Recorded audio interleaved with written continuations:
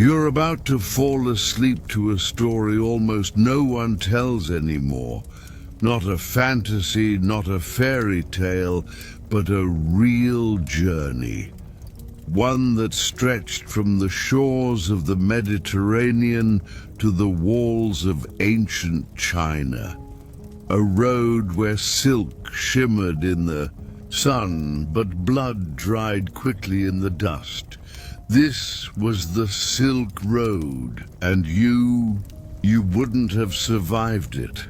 Not because you're weak, but because no one really did. The Silk Road was brutal, beautiful, and completely unforgiving. This isn't a history lesson. It's a long, slow walk through forgotten deserts, treacherous mountains, and the quiet, dangerous corners of ancient empires. So close your eyes, take a deep breath, and get ready to disappear into the most dangerous road in history. Done the most boring sleep story you'll never forget. If you enjoy falling asleep to real stories from history, told slowly, gently, and without drama, then you're welcome to subscribe, but only if it genuinely brings you peace. No pressure. Before we begin, I'd love to know, where in the world are you listening from tonight? What time of day is it for you? We read every comment. We truly care. You're not just a view. You're part of this quiet little community of curious sleepers. Now, let's begin the journey. It begins not with a grand farewell, nor a parade of gold-trimmed camels, just a whisper of wind over weathered stones, the crunch of sandals on dry earth, and the long, low creak of overloaded carts. The Silk Road waits, ancient, vast, and unforgiving. You're standing in the city of Antioch, once the crown jewel of Roman Syria. It smells of dust, olives, and fading incense. Traders shuffle past in faded robes, murmuring in a symphony of tongues, Aramaic, Greek, Persian. Some carry ivory, others bolts of shimmering cloth that ripple like water. They're preparing for the most perilous trade route in history, stretching thousands of miles from the Mediterranean to the heart of imperial China. And now, you're one of them. It sounded glamorous back home, didn't it? High-value goods, luxury trade routes, the mystery of the Orient. You'd heard tales of men who left with nothing and returned rich beyond reason, laden with exotic spices, raw jade and rare silk, the kind that rustles like whispers in a quiet temple. But they never told you about the ones who didn't return at all. You pull your woolen cloak tighter around your shoulders. The wind shifts again, and with it, a deep and ancient silence settles across the land ahead. This isn't just a road. It's a crucible. It swallows the eager, the careless, the weak. And still, like so many before you, you step forward. The Silk Road was never just one road. It was a tangled web of shifting trails, some lost to sandstorms, others diverted by war. You're not walking a single path. You're wandering through, and time itself, through empires and kingdoms, across nomad lands and imperial gates. Every step forward is a step into uncertainty. You pass through the fertile crescents of Mesopotamia, where the rivers still whisper of Sumerian kings and Babylonian astronomers. And yet, the people here don't look back. They've seen too many come and go, wide-eyed pilgrims, overconfident nobles, merchants with stars in their eyes. You're warned in hushed tones at a dusty roadside inn, beware the road east of Merv. Raiders took 2 caravans last month. Only bones came back. Another traveler shakes his head. No, not bones, just silence. That's worse. Then he falls asleep, snoring into a bowl of lentils. As you lie awake under a patched canopy of goat skin, surrounded by strangers and the scent of damp wool, the truth sinks in.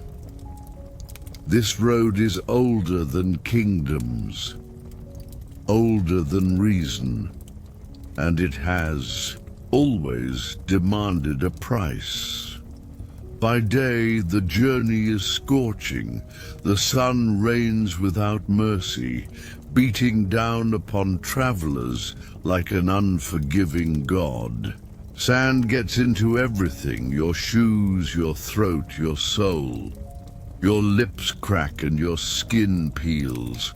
You pass crumbling milestones carved in forgotten scripts, relics of empires lost to the wind. You ride alongside Bactrian camels, their gaits, slow and rolling, their eyes ancient and unreadable. They're the real masters of the Silk Road, patient, enduring, aloof. But even they collapse sometimes. You witness it one afternoon near the Persian frontier. A young camel drops to its knees and doesn't rise. The caravan leader says nothing. He simply untethers its packs, distributes the goods, and leaves the animal behind. Its eyes follow you for miles, until the dunes swallow it whole. By night the cold is piercing. The desert doesn't simply cool, it forgets warmth entirely. You huddle in woolen wrappings under a flickering fire, trying not to listen to the howling wind. They say spirits roam this part of the road. Traders who perished in their sleep, still marching east, always searching for a market they'll never reach. You don't believe in ghosts. Not really, but still, you sleep with your knife near your chest. The Silk Road is lined with ruins. Some are barely visible, cracked foundations buried under centuries of sand. Others rise like broken teeth in the wilderness. You explore one. On a quiet afternoon, a collapsed watchtower, possibly Sogdian, possibly cursed. It doesn't matter. You climb anyway. From the top, the world opens before you, layered hills, snaking paths, distant mirages. Somewhere beyond those hazy ridges lies China. Chang'an, the glittering capital, the end of the road. But it's so far, it's too far. And you're only in the beginning, Weeks pass, then months. You lose track of time entirely. There are no calendars out here, just the rise and fall of the sun, the chime of camel bells, the rustle of silk being packed and repacked. A companion dies of fever. You bury him beside a dried-up well with no name. You say a prayer, or maybe it's just a whisper. The road doesn't slow, it doesn't mourn. You push forward through the narrowing gorges of the Iranian plateau, through wind-swept steppe, where mounted nomads ride with bows drawn and faces covered. You survive an encounter by offering them a bolt of dyed linen and some cloves from India. They nod. You pass, just barely, and always the question looms, will you make it to the end? It's hard to sleep, not just from fear or cold, or the bone-deep exhaustion that lingers even after long rests. It's the tension, the awareness that this road is alive in its own way, that every rustle outside the tent might be bandits, that every sudden silence might mean someone has vanished. But eventually, sleep finds you, slow, heavy, and full of dreams. Dreams of velvet-draped marketplaces and golden bridges, of carved jade dragons and paper fans that flutter in the breeze of an imperial garden, of soft voices speaking in musical Mandarin, offering tea under painted parasols. Dreams of a future that feels like a story someone else told you, because, for now, the only thing that's real is the sand in your eyes, the ache in your bones, and the sound of footsteps echoing down an endless road. You've only just begun. The Silk Road stretches on, through deserts with names like death, through mountains taller than dreams. It will test every part of you, your strength, your hope, your sanity, and still you march forward like so many before you. Not all stories end in arrival, not all roads end in glory.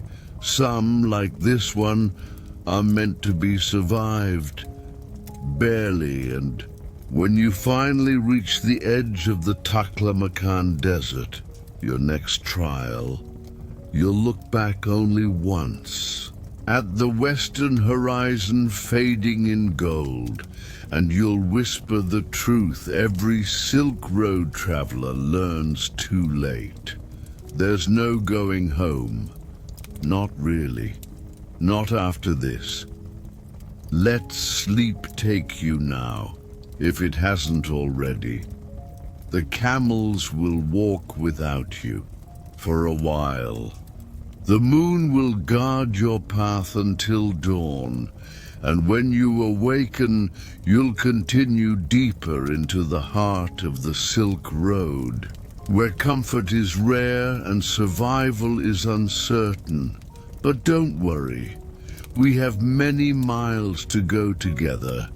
Let yourself drift now, deeper, slower, into a forgotten chapter of ancient history. Close your eyes. Take a long, slow breath. As the world around you fades, imagine yourself stepping softly into the blowing winds of time, onto a path worn down by 1,000 silent footsteps before you. You are a merchant on the Silk Road, your caravan heavy with bolts of silk, jars of spices, carved jade, and dreams you haven't spoken aloud in months.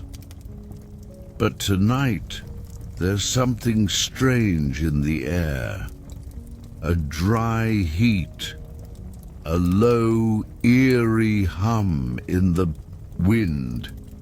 And in the distance, past the camels, beyond the whispering sands, lies something ancient and unknowable, the Taklamakan Desert. Its name alone was enough to send a tremor through seasoned traders. Taklamakan, a word you might have heard. In the bustling bazaars of Samarkand, or whispered across a smoky tea house in Kashgar. It means quite simply, go in and you won't come out. Now you are here, the edge of it, and no amount of legend can prepare you. Your guide, a weathered man with a silver beard and sun-blackened skin, warns you to tie fabric around your mouth. The dust, he mutters.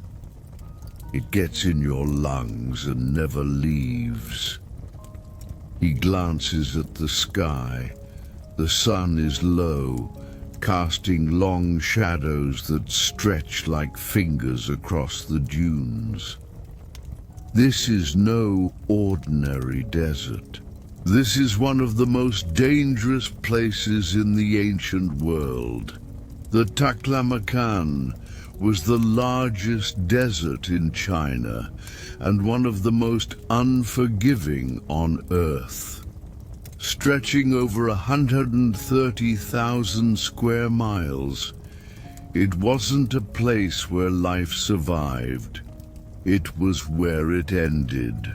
Unlike the romantic dunes of Arabia or the rocky stretches of Persia, the Taklamakan was a death trap of shifting sands, where entire caravans disappeared, never to be seen again.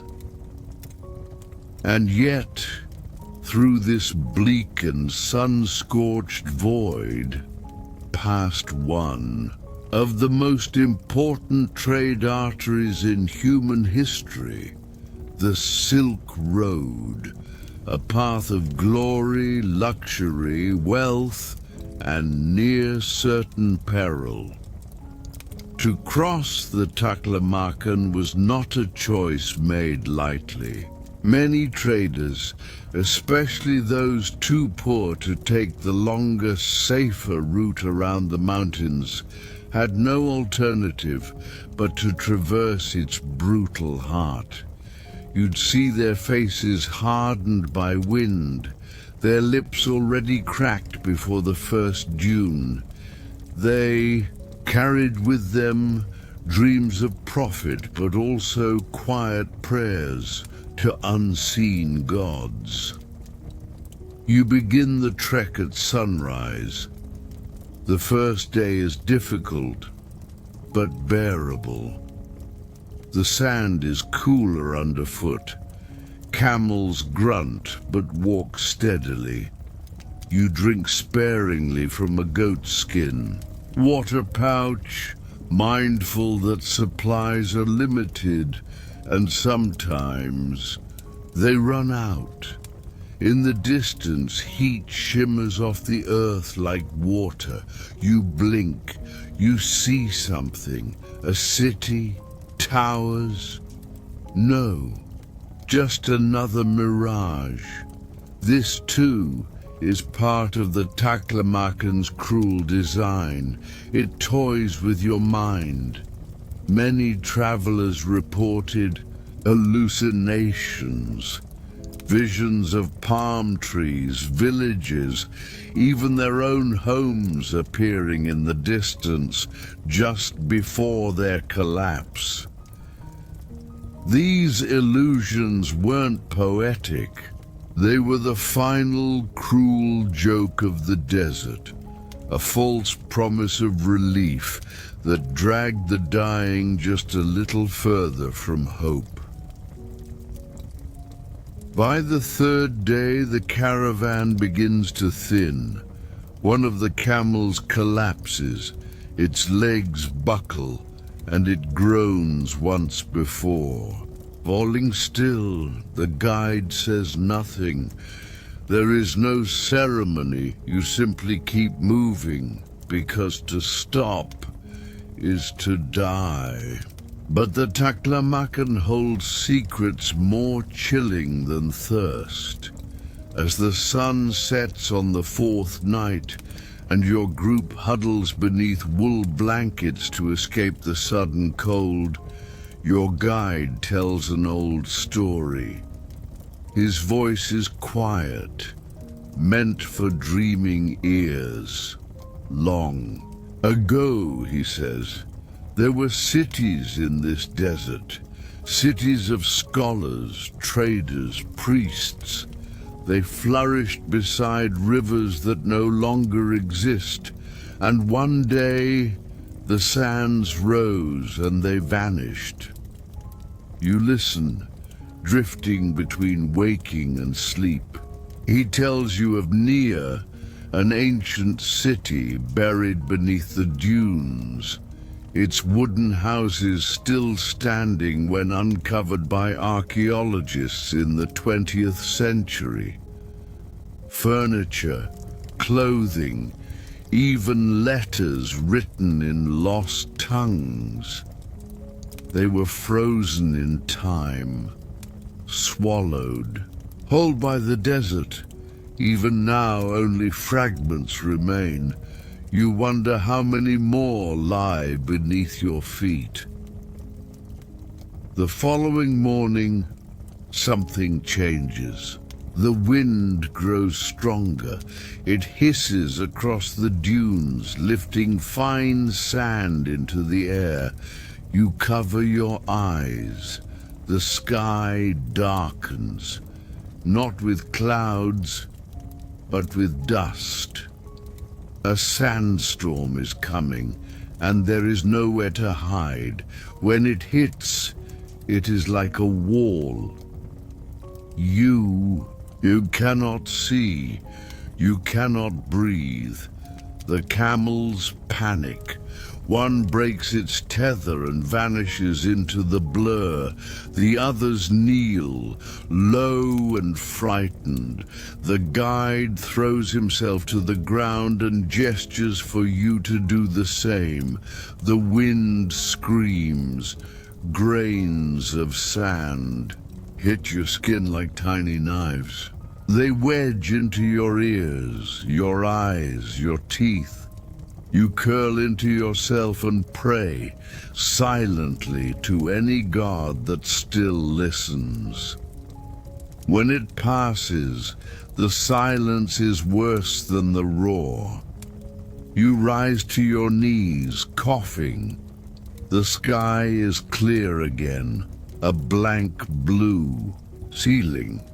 But the trail is gone, covered, buried, as though the storm itself wanted you lost. This is the true horror of the Taklamakan. It doesn't kill you all at once.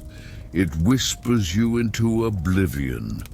A wrong turn here, a missed landmark there, and you could wander for days in slow, spiraling circles until your strength bleeds out into the sand.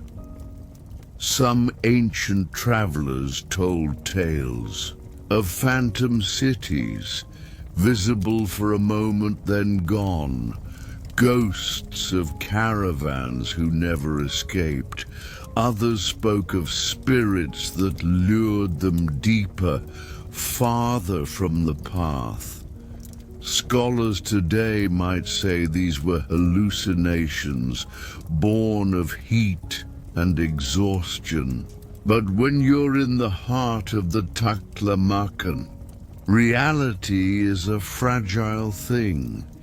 Even seasoned traders couldn't always make it. That's why wealthy merchants often hired local desert tribes to guide them. Those who knew how to read the wind, recognize the bones of long-dead wayfarers, and find water from the unlikeliest of sources. These guides were expensive. Some demanded a share of your goods. Others asked for payment after the crossing, knowing full well you might never reach the other side. If you tried it alone, chances are you'd vanish.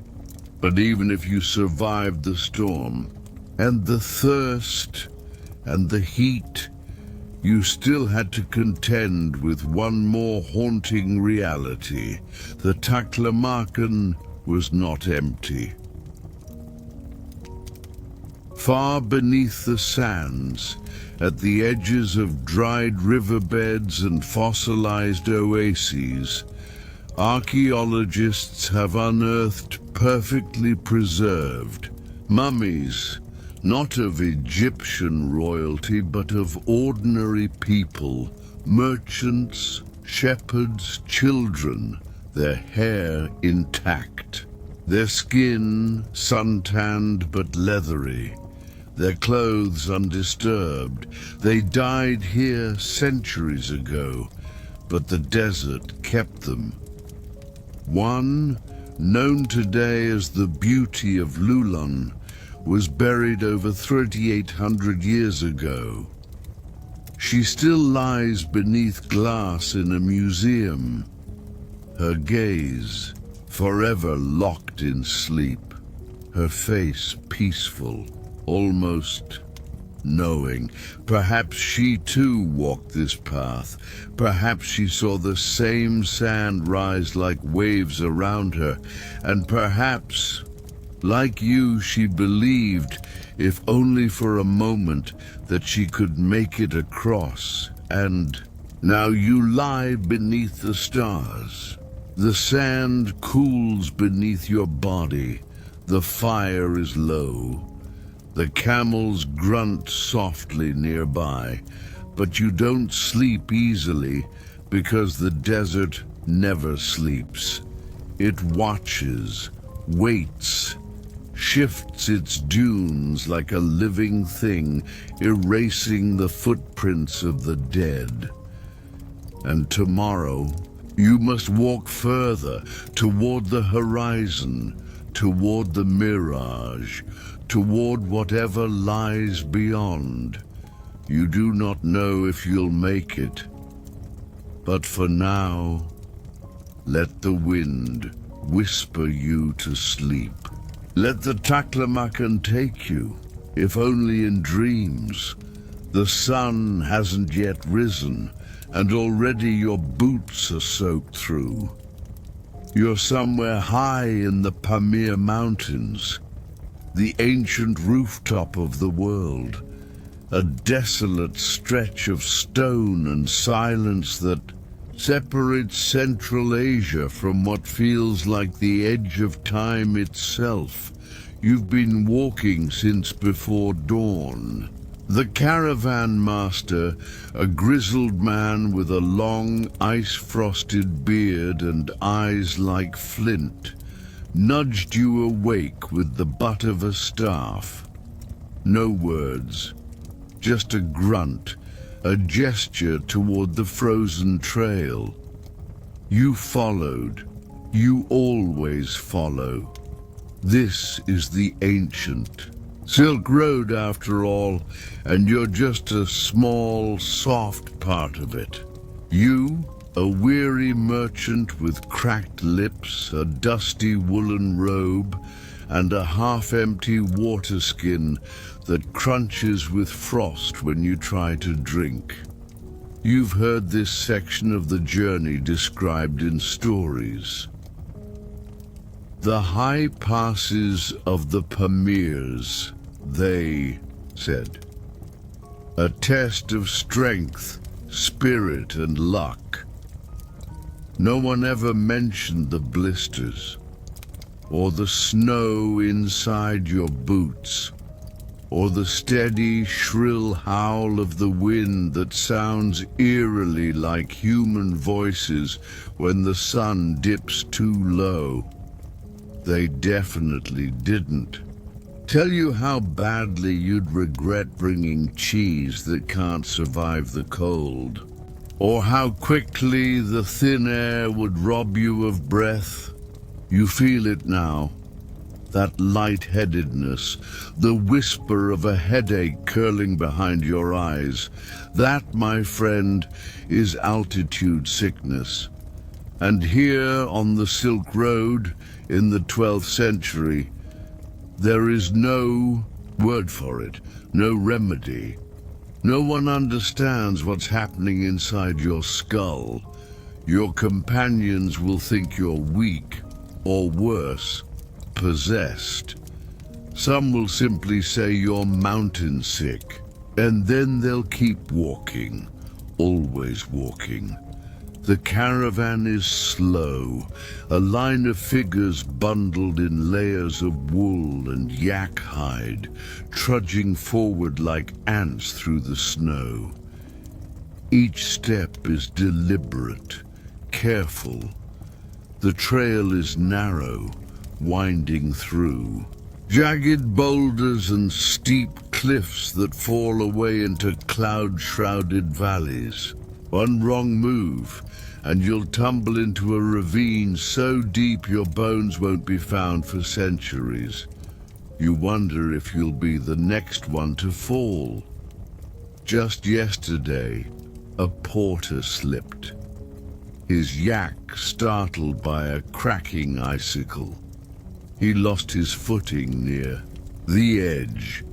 A blur of limbs, a scream cut short by the wind, and then nothing. The caravan master didn't even stop. He muttered a soft blessing in Persian, adjusted the strap on his satchel, and kept walking.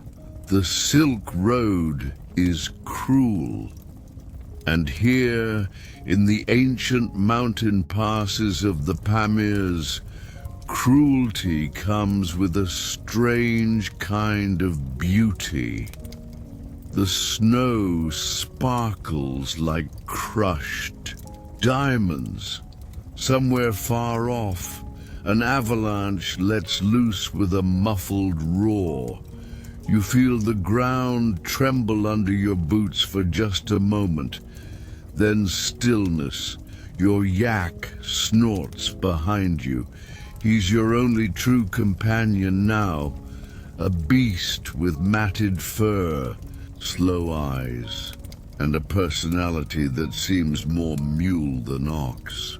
He carries most of your belongings, bolts of coarse silk, dried apricots, a few jars of precious saffron you've sworn not to lose. But he's tiring too. You can see it in the way he stumbles slightly, his hooves unsure on the icy stones. The beasts were never meant for this high pass, not really. The locals, Kyrgyz herders who live in felt yurts far below the peak, warned you.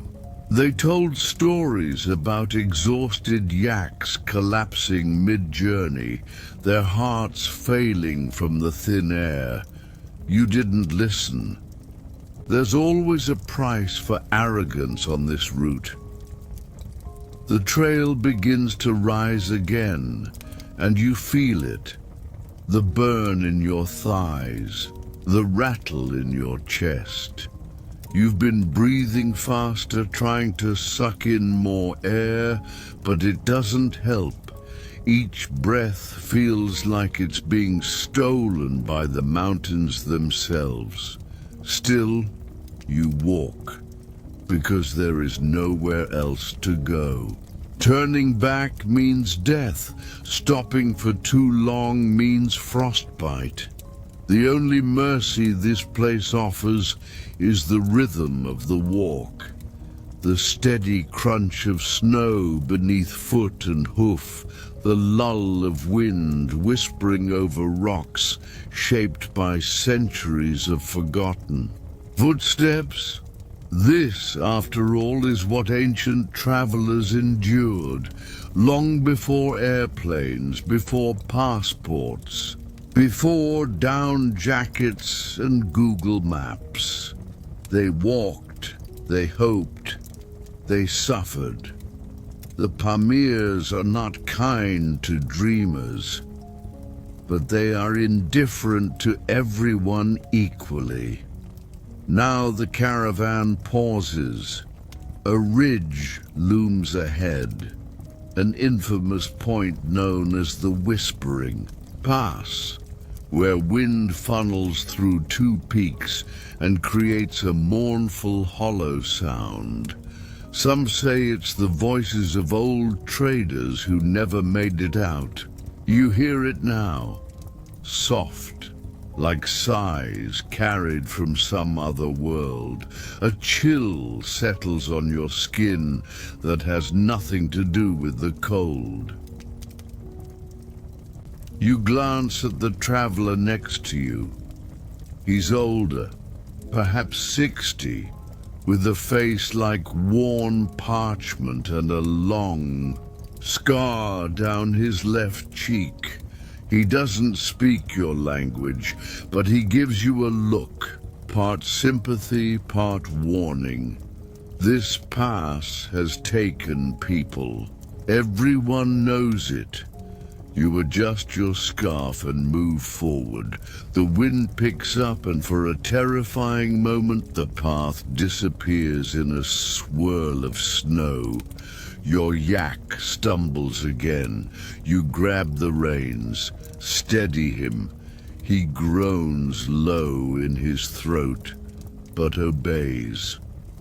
Few minutes later, you reach the narrowest part of the trail, barely wide enough for the beast. The drop on either side is dizzying.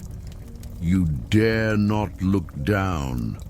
One misstep and there it is again. That sound, the whisper. It almost sounds like... Your name? No, you shake your head. Altitude sickness can do that. It muddles the mind, makes the mountains feel alive, makes you question the difference between history and myth. You focus instead on your steps, left, right, left. By midday, the pass opens again, and the caravan stops in a wind-sheltered hollow for a meager meal. A hunk of dried meat, frozen flatbread, a sip of melted snow from a leather flask. You chew slowly, eyes half closed, trying not to think of the days ahead. There are more mountains, more passes, more chances to freeze or fall or fail. But for now, you're alive, and your yak is breathing, and the sun, pale and distant though it is, shines faintly on the snow-crusted rocks around you. You made it through another leg of the journey. Not all do. Sleep comes easy in the Pamirs. Not because it's peaceful, but because your body is too exhausted to argue.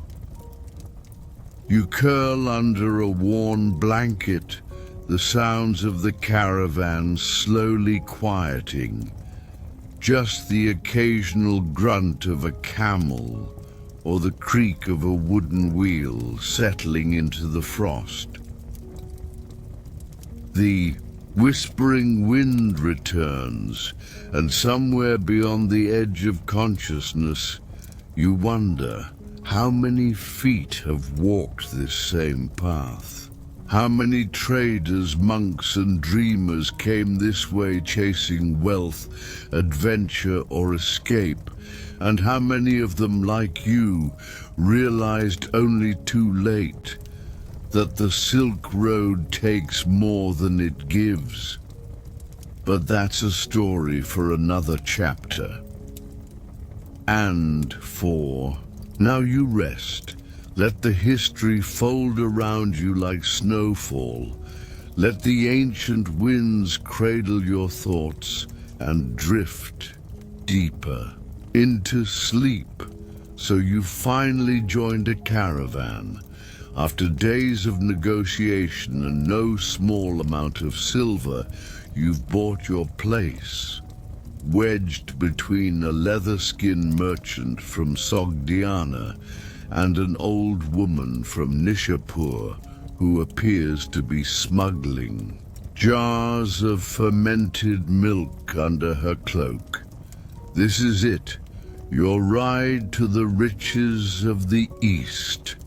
Or at least, that's what you keep telling yourself as the camel in front of you lets loose a sound that's halfway between a gargle and a scream.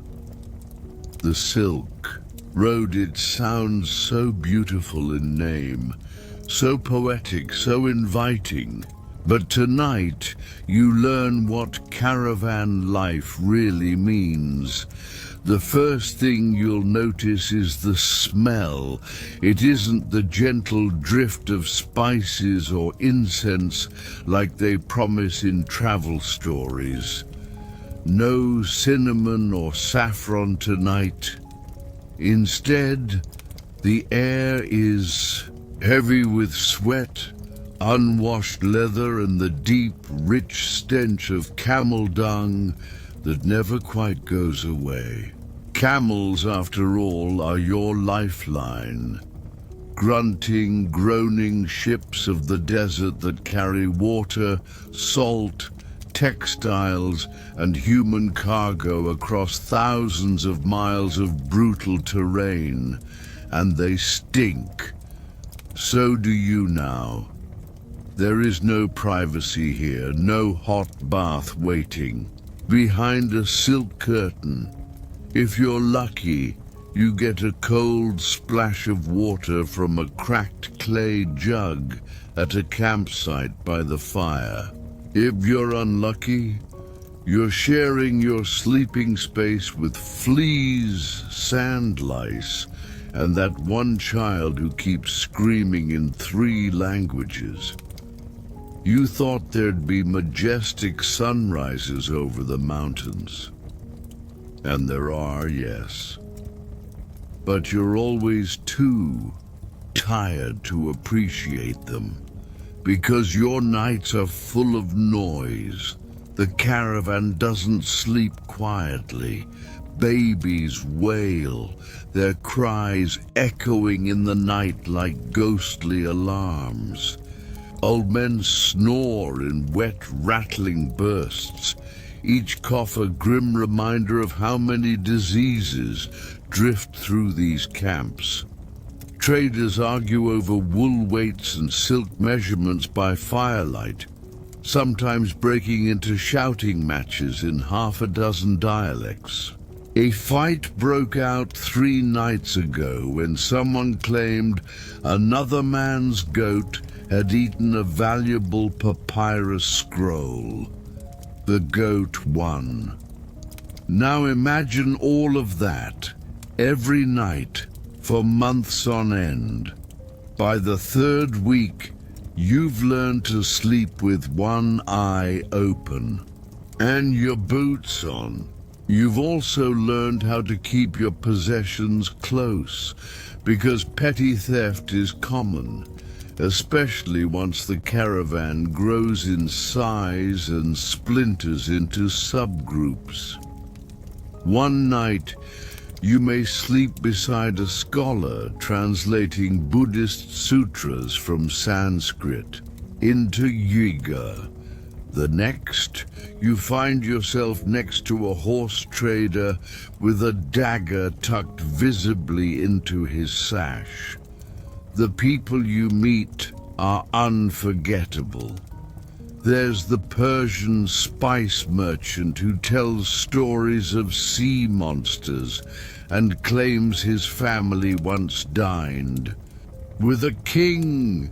He hasn't changed his tunic in a month, but he smells faintly of cloves and always shares roasted dates.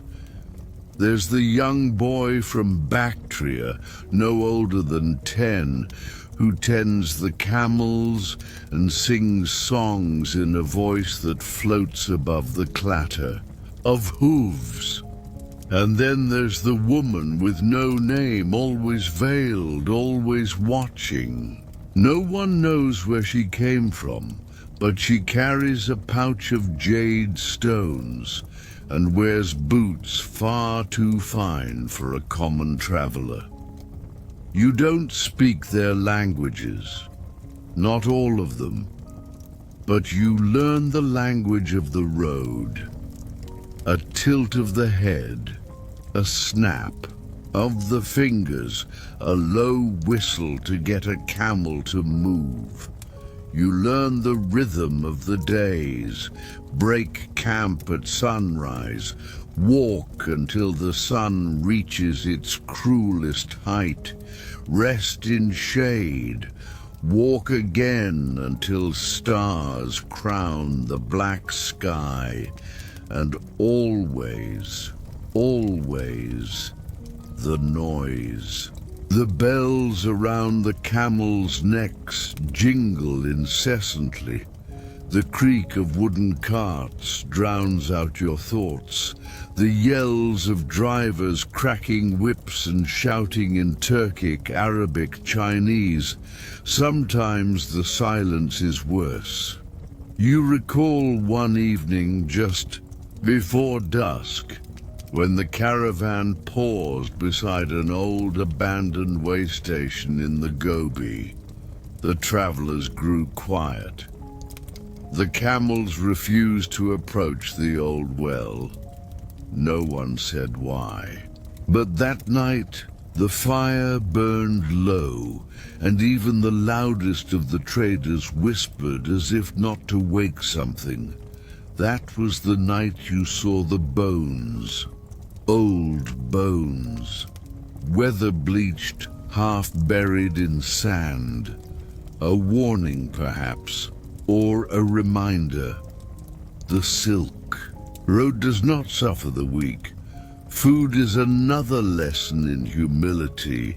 Meals are simple: dried lamb jerky, barley porridge, rice when you're lucky, stale naan when you're not. Sometimes someone barters for fresh fruit at a distant oasis. It is a moment of celebration. You eat an apricot as if it were gold. But most nights, your meal is boiled goat and regret. And yet, despite the stench, the noise, the discomfort, there are moments when the road gifts you something rare. One night, a caravan elder tells a story from his youth of a woman who rode from Antioch to Xi'an with a trunk full of scrolls and vanished into legend.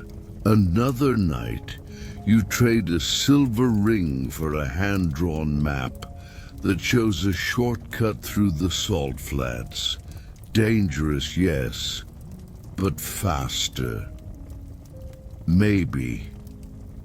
And sometimes, just sometimes, you wake to find yourself surrounded by a sea of stars, far from any, on kingdom.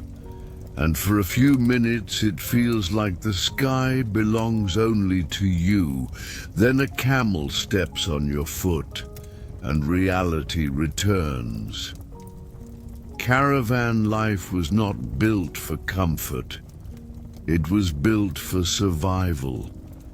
It was a machine made of dust and noise, powered by exhaustion and kept moving by stubbornness alone. The Silk Road was a grand, filthy artery of history, connecting empires, cultures, and dreams. But it chewed through the people who walked it. Few made the full journey.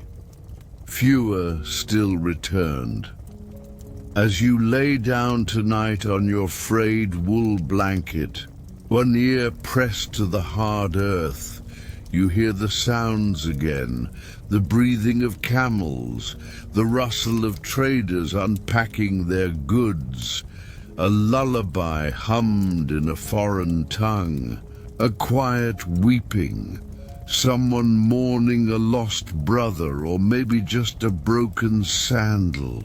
The caravan moves again at dawn. You will walk 20 more miles tomorrow and the day after that.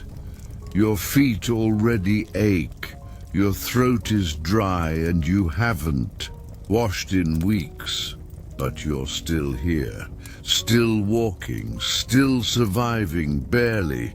And that perhaps is the greatest accomplishment the Silk Road allows. Not comfort, not peace, but endurance, and you will need it. Because the hardest part of your journey is yet to come.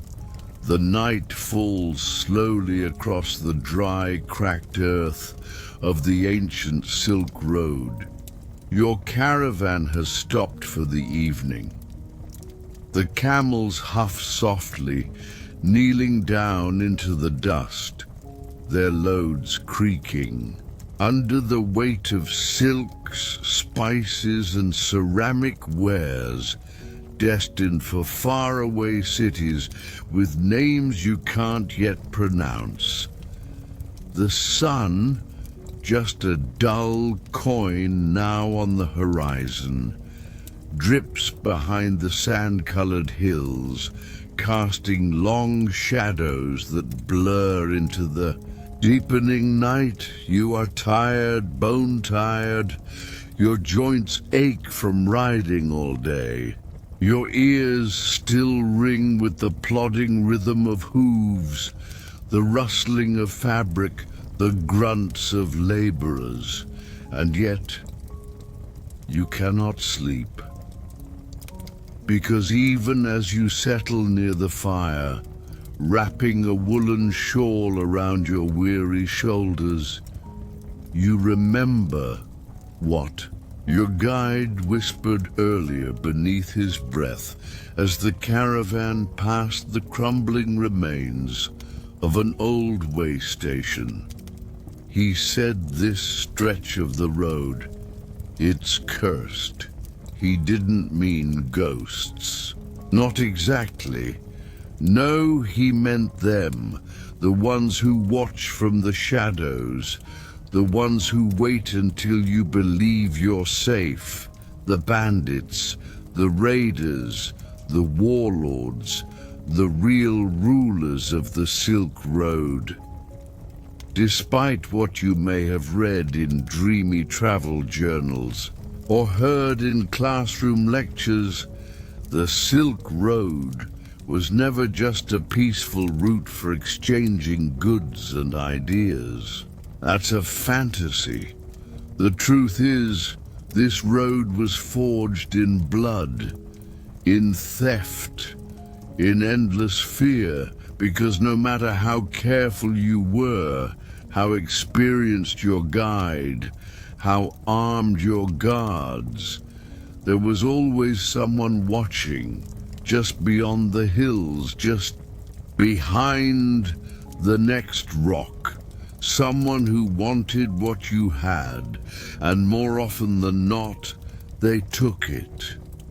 You stir beside the fire, unable to stop imagining what might come under the cover of night. The fire crackles quietly. Around you, a few of the merchants murmur to one another in low voices, speculating. A guard adjusts his sword belt. A trader quietly counts coins that might not make it through the night. Suddenly, your thoughts are broken by the distant, mournful howl of a wolf. Or was it a man? It's hard to tell in this part of the world.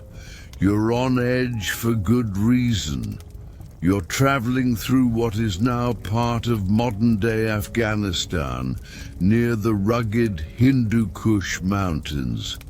Back in the height of Silk Road trade, around the 13th century, this region was notorious. Not just for its treacherous cliffs or snow-blocked passes, but for its invisible overlords. Bandits didn't just steal here, they ruled. Small factions of men, sometimes no more than a dozen, would descend like locusts on merchant trains like yours. And they weren't always crude either. Some were former soldiers, exiled generals, men who understood tactics and terrain. They didn't smash and grab. They strategized. They studied the routes, knew which caravans were slow, which ones had weak guards, which ones carried silk from Chang'an or gold from Rome, and they struck with clinical precision. One traveler in a now-forgotten diary recalled how his caravan had just cleared a mountain bend when they were suddenly surrounded on all sides. No warning, no cries, just masked riders appearing from the hills like spirits. Their faces were covered with dark veils. Their swords shimmered in the sun. They said nothing. They didn't need to. The guards surrendered almost immediately. Others weren't so lucky. Some caravan leaders resisted. Some thought they could buy their way out, a mistake.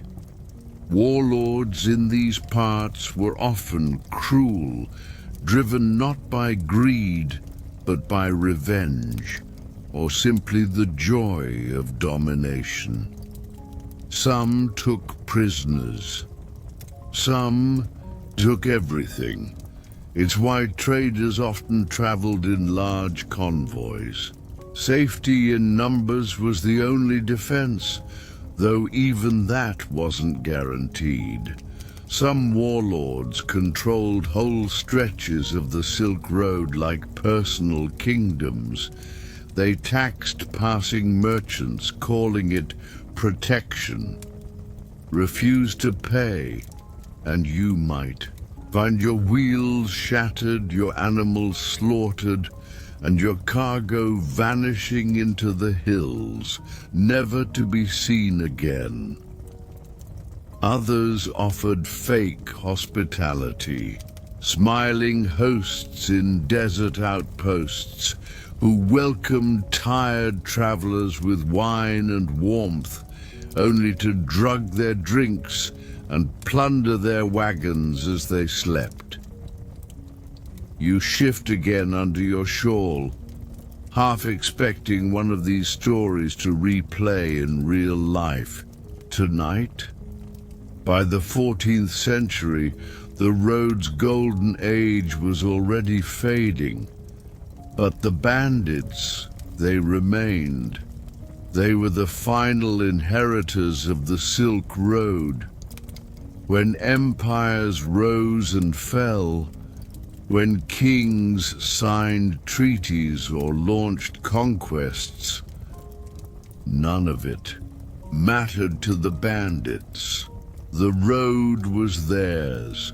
Even Marco Polo, in his legendary journey eastward, hinted at the constant danger of thieves.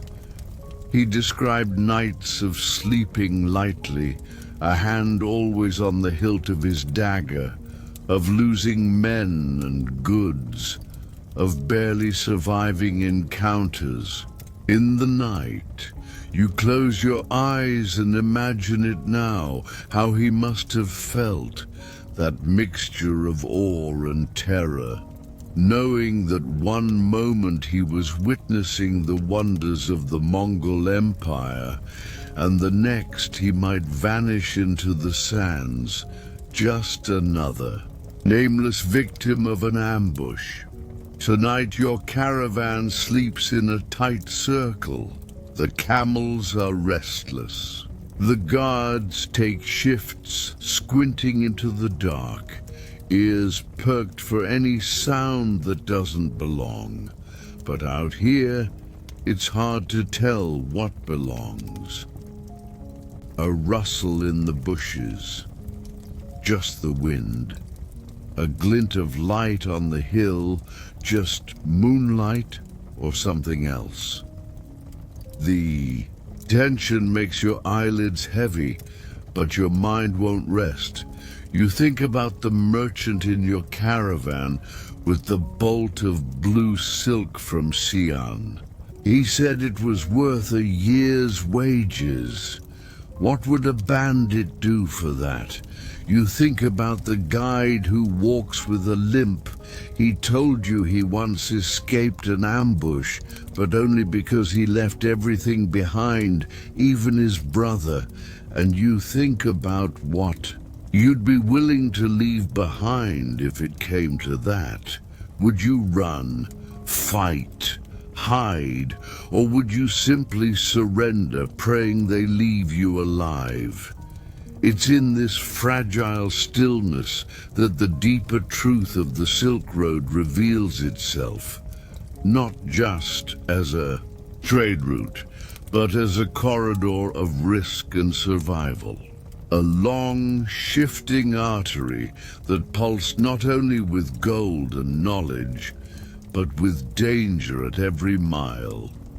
You weren't just a trader here, you were a gambler, a wanderer, and, more often than not, a target.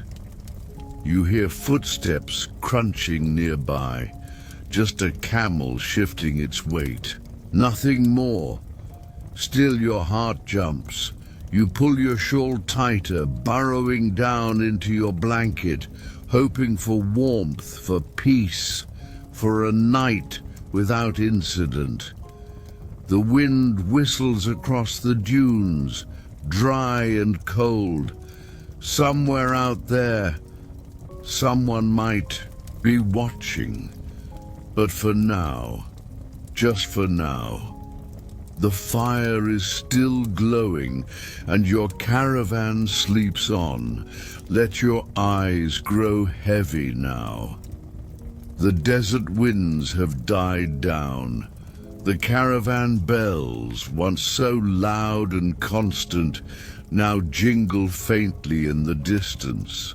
The fire crackles softly beside your woolen blanket, and overhead the stars shimmer like tiny cold diamonds across the black velvet of the Central Asian sky.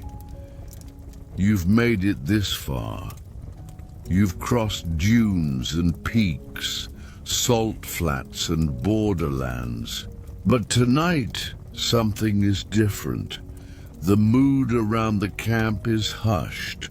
One of the camels groans weakly, and somewhere behind the flap of a tent, a man begins to cough. Not just a casual throat clear or dry tickle from the dust. No. This cough is wet, hacking, hollow. It echoes strangely under the starlight.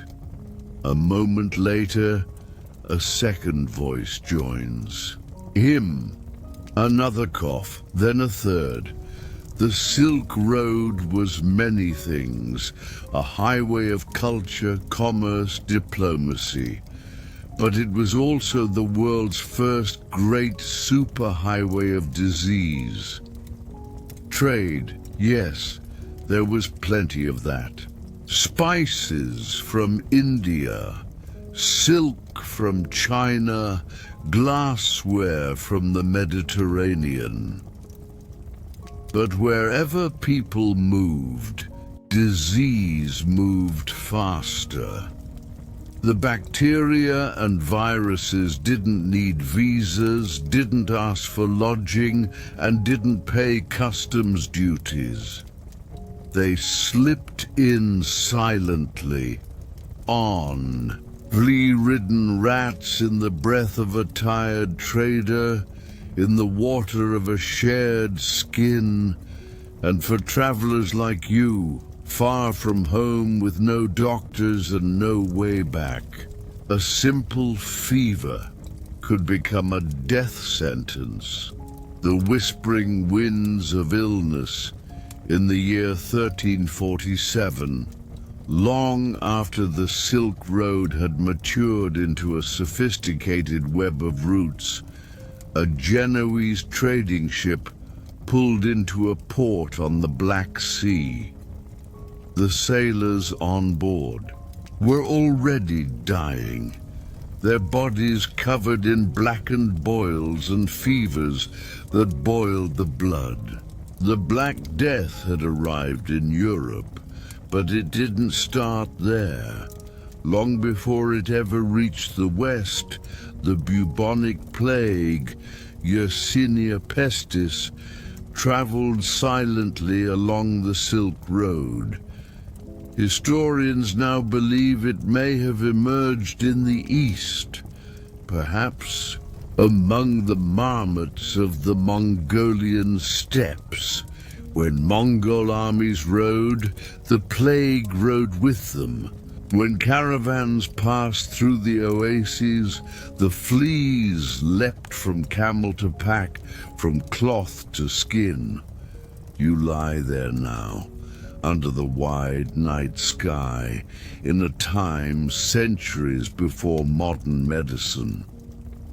And in the nearby tent, someone else coughs again.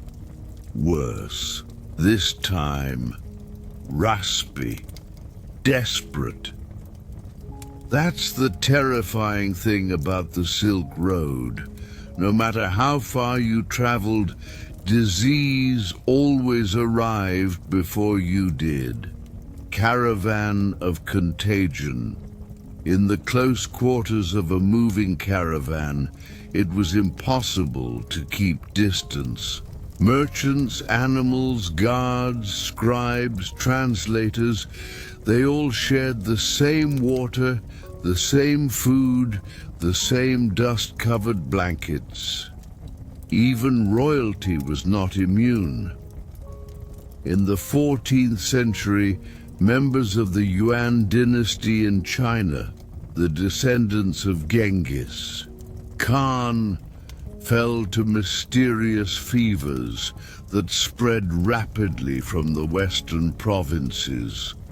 The plague had reached the court, and even earlier, travelers told stories of illnesses in Samarkand and Kashgar, fevers that turned skin red as cinnabar, or sweats that made strong men shiver and collapse.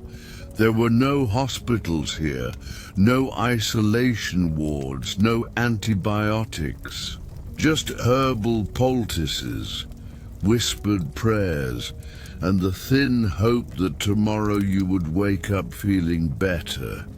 You pull your blanket tighter around your shoulders. Your fingers are cold.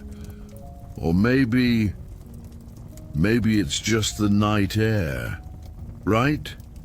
Still, you remember the man from the last oasis, the one with the strange purple bruise on his neck. He had smiled at you, teeth yellowed, eyes tired. Was that yesterday? Or the day before? Ancient remedies and desperate measures. When sickness came, travelers turned to what they knew. Ancient folk remedies passed from one land to the next. A merchant from Persia might brew pomegranate peel in vinegar to soothe the throat. A Chinese herbalist might burn mugwort or scatter sulfur to cleanse the air. Mongol warriors carried amulets of wolf bone and eagle feathers to keep spirits of illness at bay, but none of it truly worked. Not against the worst of the epidemics: smallpox, cholera, typhus, and later plague. Each had its own terrifying signature, and even when the diseases were less deadly, they were still merciless. Diarrhea that lasted for weeks, ague that made bones feel like they'd split open, eye infections that left people blind by sunrise. Worse still, fear was as contagious as the illness itself. You hear murmurs now, soft voices drifting across the camp, speculating about who might be next. Someone is lighting incense.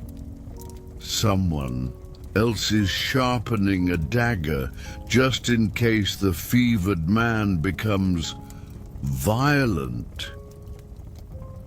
This is the quiet horror of the Silk Road.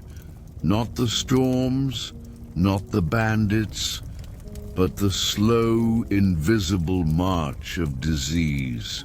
A danger you couldn't outrun. From empire to empire, the unseen threat. The Silk Road linked mighty empires: Rome, Persia, India, China. Each sent emissaries, goods, and armies down the line, but also viruses, bacteria, parasites, even the great cities, the jewels of the route, Bukhara, Merv, Dunhuang, were not spared. Entire districts closed when plague struck. Wells were sealed. Merchants quarantined themselves in temples or inns, praying to strange gods they barely understood, and when it was over, they buried the bodies, quickly, quietly, under the sand, or in mass graves. Some never left, and when new travelers arrived, they often asked who lived here before. But the answer was always vague. People, someone would say. They came, and then they went. You try to sleep, but your thoughts churn slowly, like a heavy wheel in the sand. What would happen if you were next? Would they leave you behind?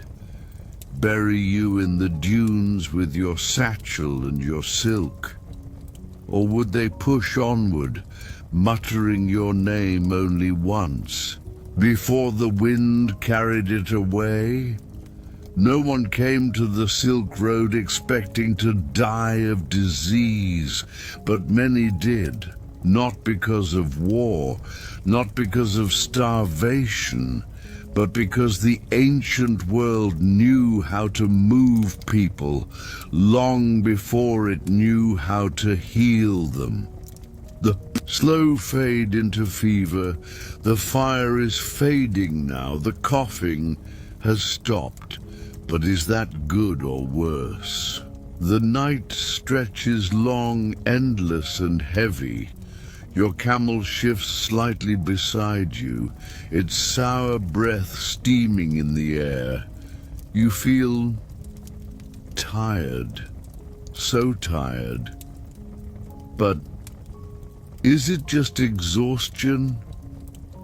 You try to remember how many drank from the same goatskin today. Who handled the figs? Whose hand brushed yours when passing the incense beads? Your mind drifts to home, far away, behind mountains and memory. You wonder what your mother would do if she knew. You wonder if she'd even hear the news. Probably not. After all, on the Silk Road, death traveled faster than the mail, and so you sleep now, or try to, wrapped in silence, in fear, in the thin. Hope that you'll see another dawn. You were warned. But you came anyway. The Silk Road doesn't just kill with swords or storms. Sometimes it kills softly, with a cough, and in the still night beneath a sky full of stars, you wait. For morning, for mercy, for whatever comes next. Imagine you're in the middle of absolutely nowhere. Not a poetic nowhere, not the quiet solitude of a peaceful meadow. This is the hot, cracking, soul-stealing nowhere that stretches endlessly across Central Asia. On all sides, dry plains, wind-blown rocks, sand dunes, and the ghost of a goat that wandered off and never returned. This is navigation on the Silk Road, the most important trade network in human history, and perhaps the most confusing. There's no GPS, no blinking blue dot on a satellite screen. No all-knowing voice calmly instructing you to take the next left toward Kashgar. You've got a camel, a half-blind guide, and a map drawn by a man who hadn't actually been there. The kind of map where mountains are the size of ants and cities are somewhere east of this rock. You're not lost yet, but you will be. The illusion of direction. The early travelers along the Silk Road didn't really know where they were going. Not precisely, at least. Sure, they knew of names. Samarkand, Merv, Dunhuang, Chang'an. But those names were more like dreams whispered from the east. Places passed down by legend, merchants' tales, or vague hearsay. They knew the names, but they didn't know the roads, and the roads, such as they were, weren't roads at all. Not paved, not even marked, just rutted dirt tracks beaten into the ground by hooves, feet, and wheels over generations. The desert winds shifted them every season. A storm could erase a path in a single night. One day you're following a caravan trail. The next it's gone, just empty dust where hundreds once walked. Your only option is to ask for directions, and that brings its own problems. Word-of-mouth navigation, the original misinformation.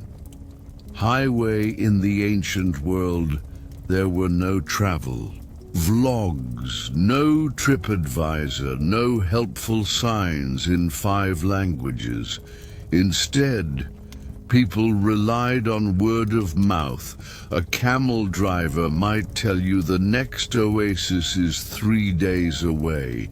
But was that with camels, with yaks, on foot, in good weather, and 3 days of, what, marching, trotting, crawling? He might tell you there's a shortcut around the mountain, but he won't mention that shortcut is filled with bandits who haven't seen a caravan in weeks. You take his advice, and a few days later, you're crouched behind a sand dune, clutching your stomach. wondering if your last drink from that suspicious stream was a mistake. Spoiler, it was. Compass confusion. Why north wasn't helpful now, you might think. Well, surely they had compasses. Yes, in theory. The Chinese invented the magnetic compass by the 11th century. But it wasn't the neat, modern thing you wear on your wrist. It was a floating piece of magnetized iron, delicately balanced in water, often tossed about by every breeze. Hard to use while riding a camel through a storm, and even if it pointed north, so what? You don't want north, you want safe, you want water, you want not dead. A compass might help a ship at sea. On land, with no marked roads and dozens of dangerous routes, north is just a direction. It doesn't tell you where the next town is. It doesn't warn you about the Mongols. It doesn't help you find the tiny well tucked behind the rock shaped like a sheep. So your compass is less than helpful. But you still carry it, because hope is better than nothing. The stars above and the lies below night falls on the silk. Road above you, stars blaze in a clarity long forgotten by modern city skies. The Milky Way stretches in a silver ribbon overhead. Caravan leaders often use the stars to orient themselves, following constellations passed down through generations. But again, it's not precise. The stars can tell you which general way is east, but not which valley hides a tribe of thieves. Not whether you're veering too far south into bandit territory. Still, at night under the stars, hope feels real again.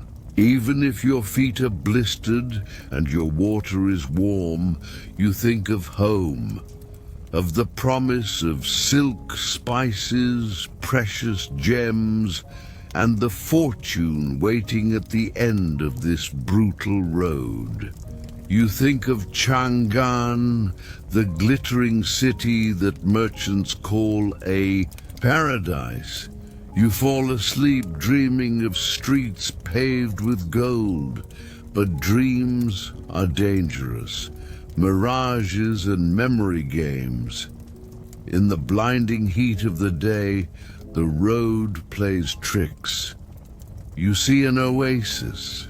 You rush forward, heart racing, only to find hot rocks and empty wind.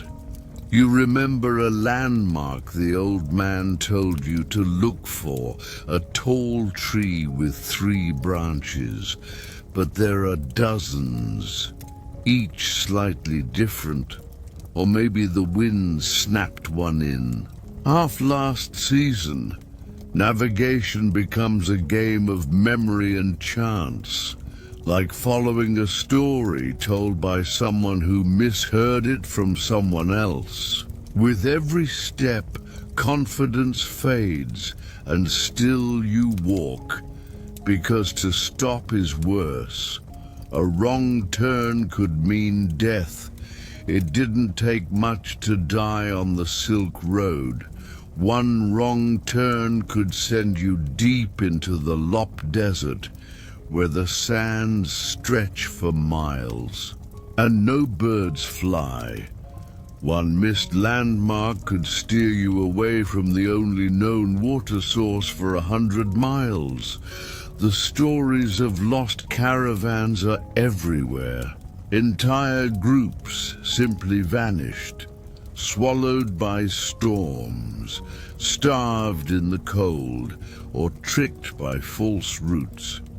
Their bones scattered under the sand, carts broken, their silks fluttering like ghost banners, and perhaps the cruelest twist: you might survive, but wind up in the wrong city, weeks out of the way with no supplies and no idea how to get back on course.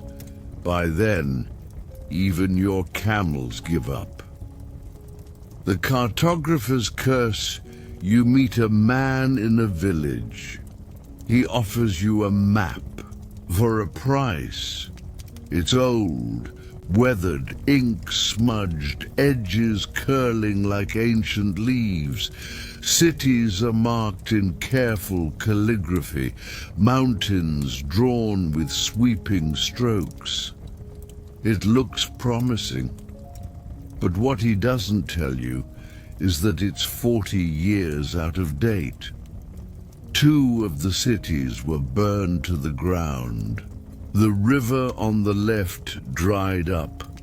The path through the mountains is now controlled by a feuding warlord who taxes strangers with swords, not coin.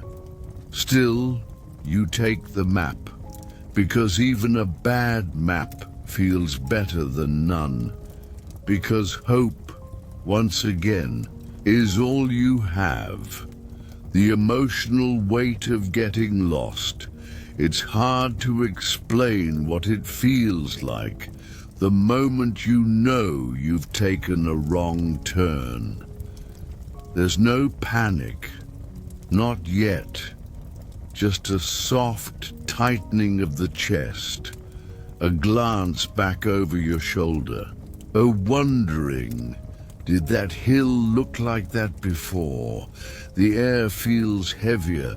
Your guide starts glancing around, trying to hide his concern. The caravan slows.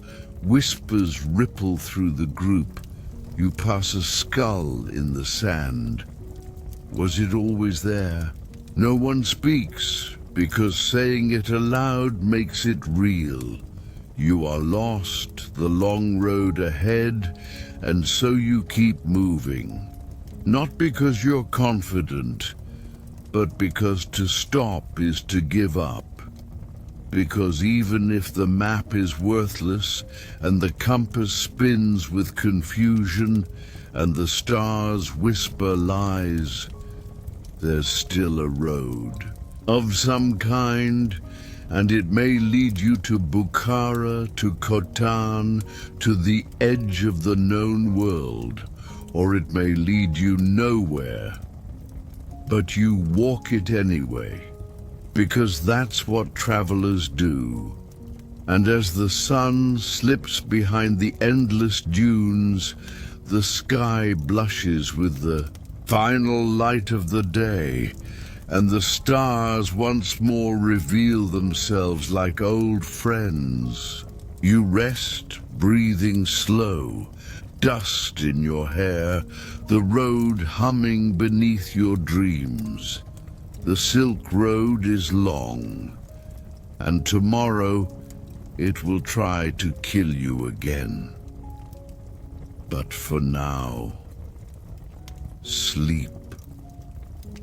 The moon hung low above the Gobi Desert, its light silvering the sands that once shimmered with sunlit fury.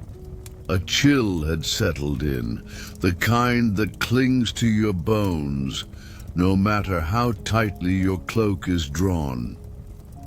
And as your caravan creaked slowly through the night, the stillness around you wasn't peaceful.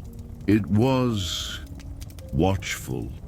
You're several months into your journey along the ancient Silk Road, that great artery of trade and turmoil, winding from the imperial capital of Chang'an all the way to the Mediterranean Sea.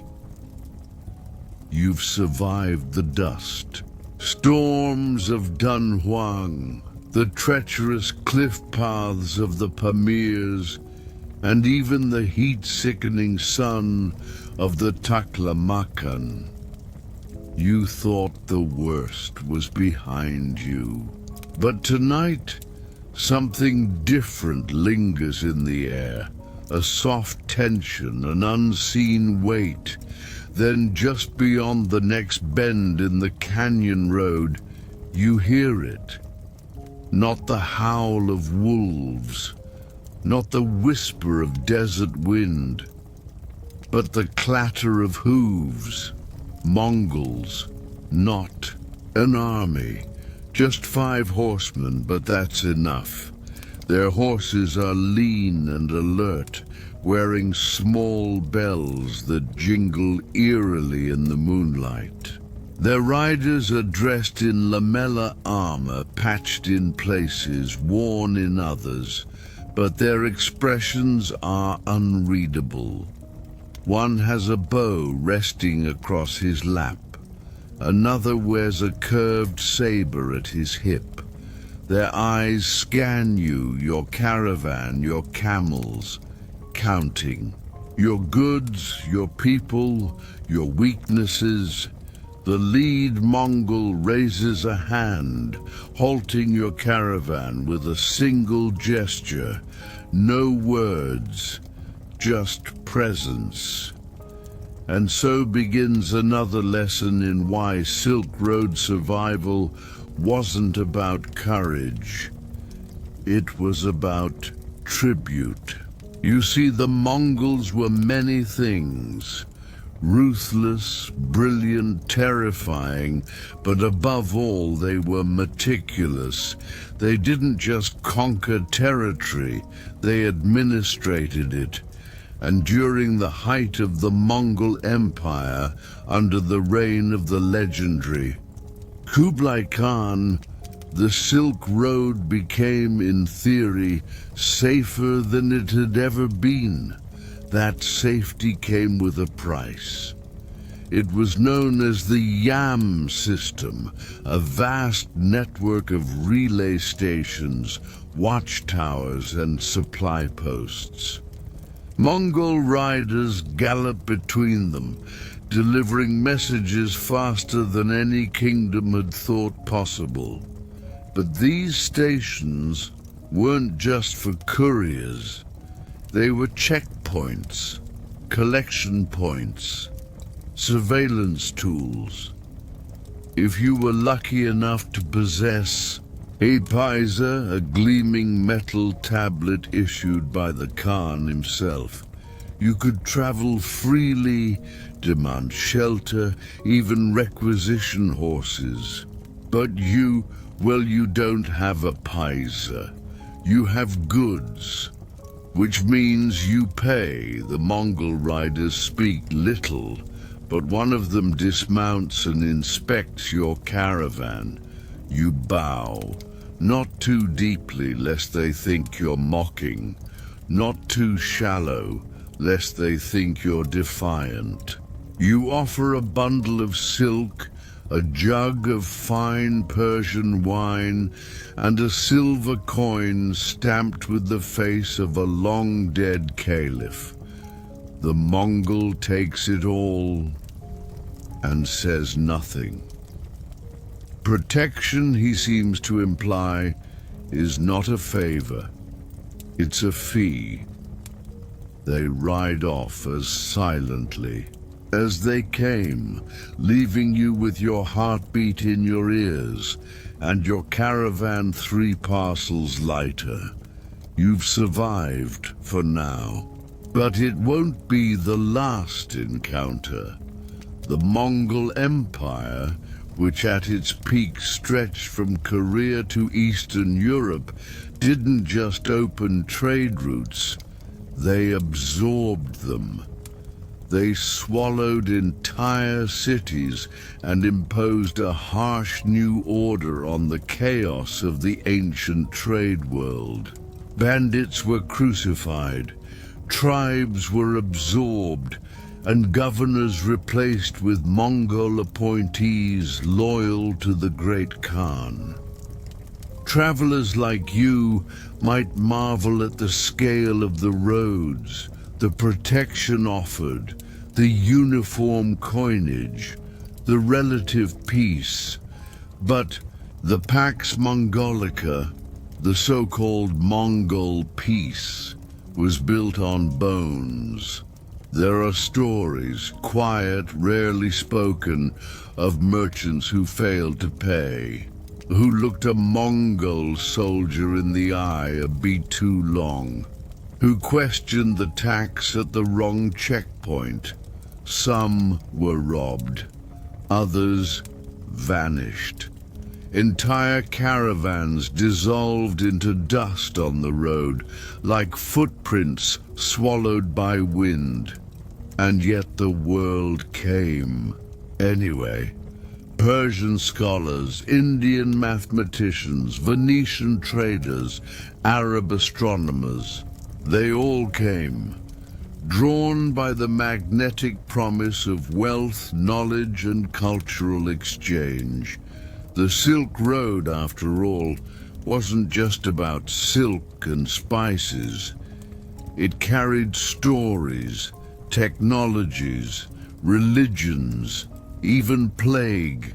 Yes, plague.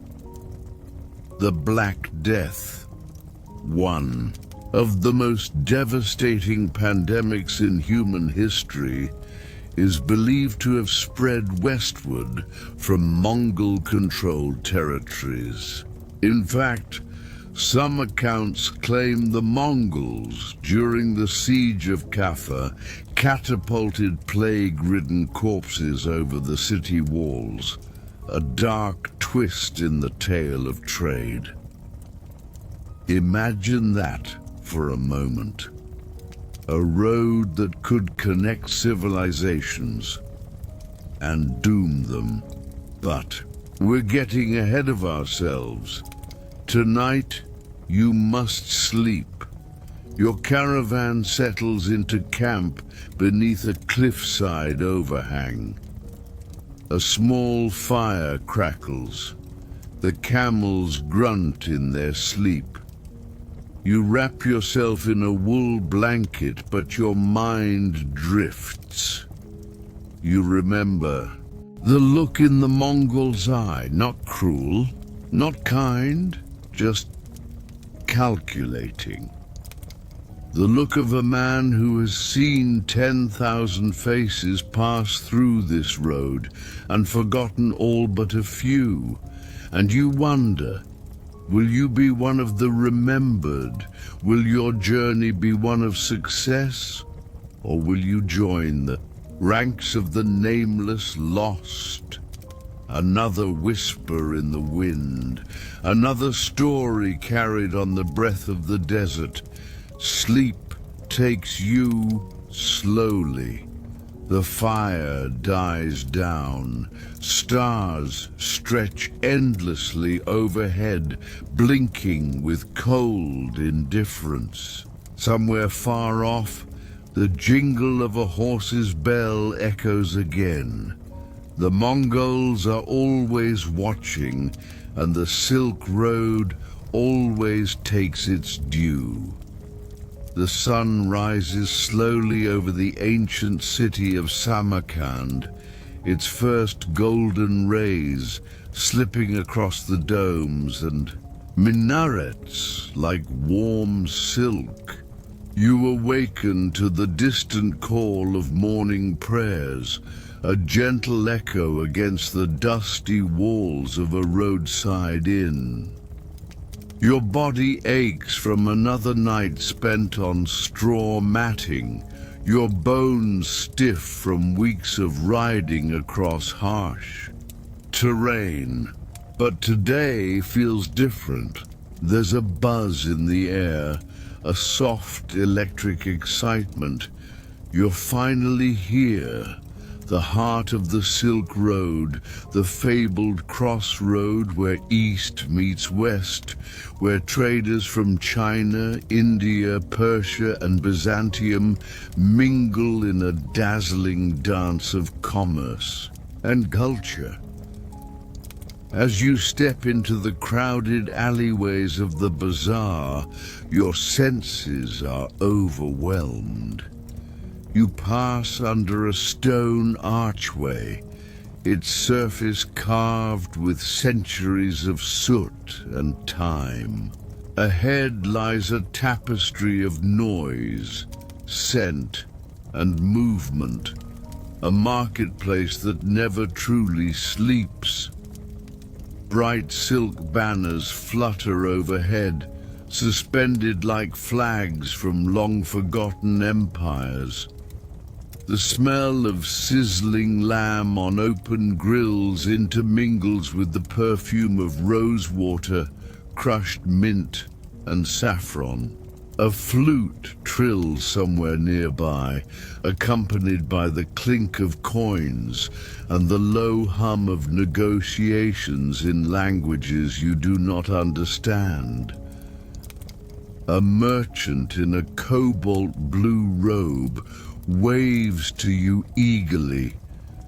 His table is overflowing with jade figurines, tiny dragons, and tigers carved from translucent green stone. He beckons you closer, speaking in broken Persian. You admire a small figurine of a lion, noticing how its eyes seem to glint with life. Very old, he insists, tapping it with a long yellowed fingernail. Tang Dynasty. Rare. Just for you, my friend. Only 2 silver coins. You hesitate. It's beautiful, yes, but is it truly ancient? Is it really from the Tang? Before you can respond, he adds, price for others, 4 coins, but for you, special. You fumble with your pouch, uncertain. The merchant smiles wider. His teeth are slightly crooked, and his eyes never leave your hand. Behind you, another vendor calls out, spices from Kashmir, saffron, cardamom, only today. And just like that, the market begins to close in around you. You move deeper into the bazaar, guided more by instinct than purpose. Bazaars in medieval Central Asia were not mere shopping centers. They were labyrinths of social, economic, and political life. Here, wealthy silk traders rubbed shoulders with wandering monks, foreign diplomats and con artists in disguise, and in a world without fixed prices, every transaction is a gamble. The concept of a fixed printed price tag would not exist for another several hundred years. Here, value is determined by your ability to haggle and your failure to hide that gleam of interest in your eyes. A trader selling Persian glassware stops you in your tracks. His wares shimmer like liquid light. The glass is impossibly thin, tinted blue and green, etched with delicate patterns of birds and vines. He places a goblet into your hands and tells a long tale full of longing and legacy. The glass was made by his grandfather's grandfather, who once served in the court of a Shah. You feel the story before you feel the object. It warms in your hand, and without realizing it, you're bartering. He lowers the price slightly, then raises it again when you hesitate. You counter. He laughs. You feel clever, respected, worldly. But as you walk away with your prize, a small voice whispers, "Was it made yesterday? Was it even glass or resin, dyed and cooled?" Further on you pass a stall lined with bolts of fabric. Silk, they claim, but something seems off. The sheen is dull, the weave coarse. A toothless grandmother grins at you and says it's dyed with crushed rubies. You're not sure if she's serious. Across the lane, a man with gold teeth tries to sell you a map. A map to China, he claims, hand-drawn by a monk from Dunhuang. He unrolls the parchment, pointing out cities and rivers. But when you squint, you notice that some of the markings are copied from the map you already own. In fact, they're the same map, stained slightly darker.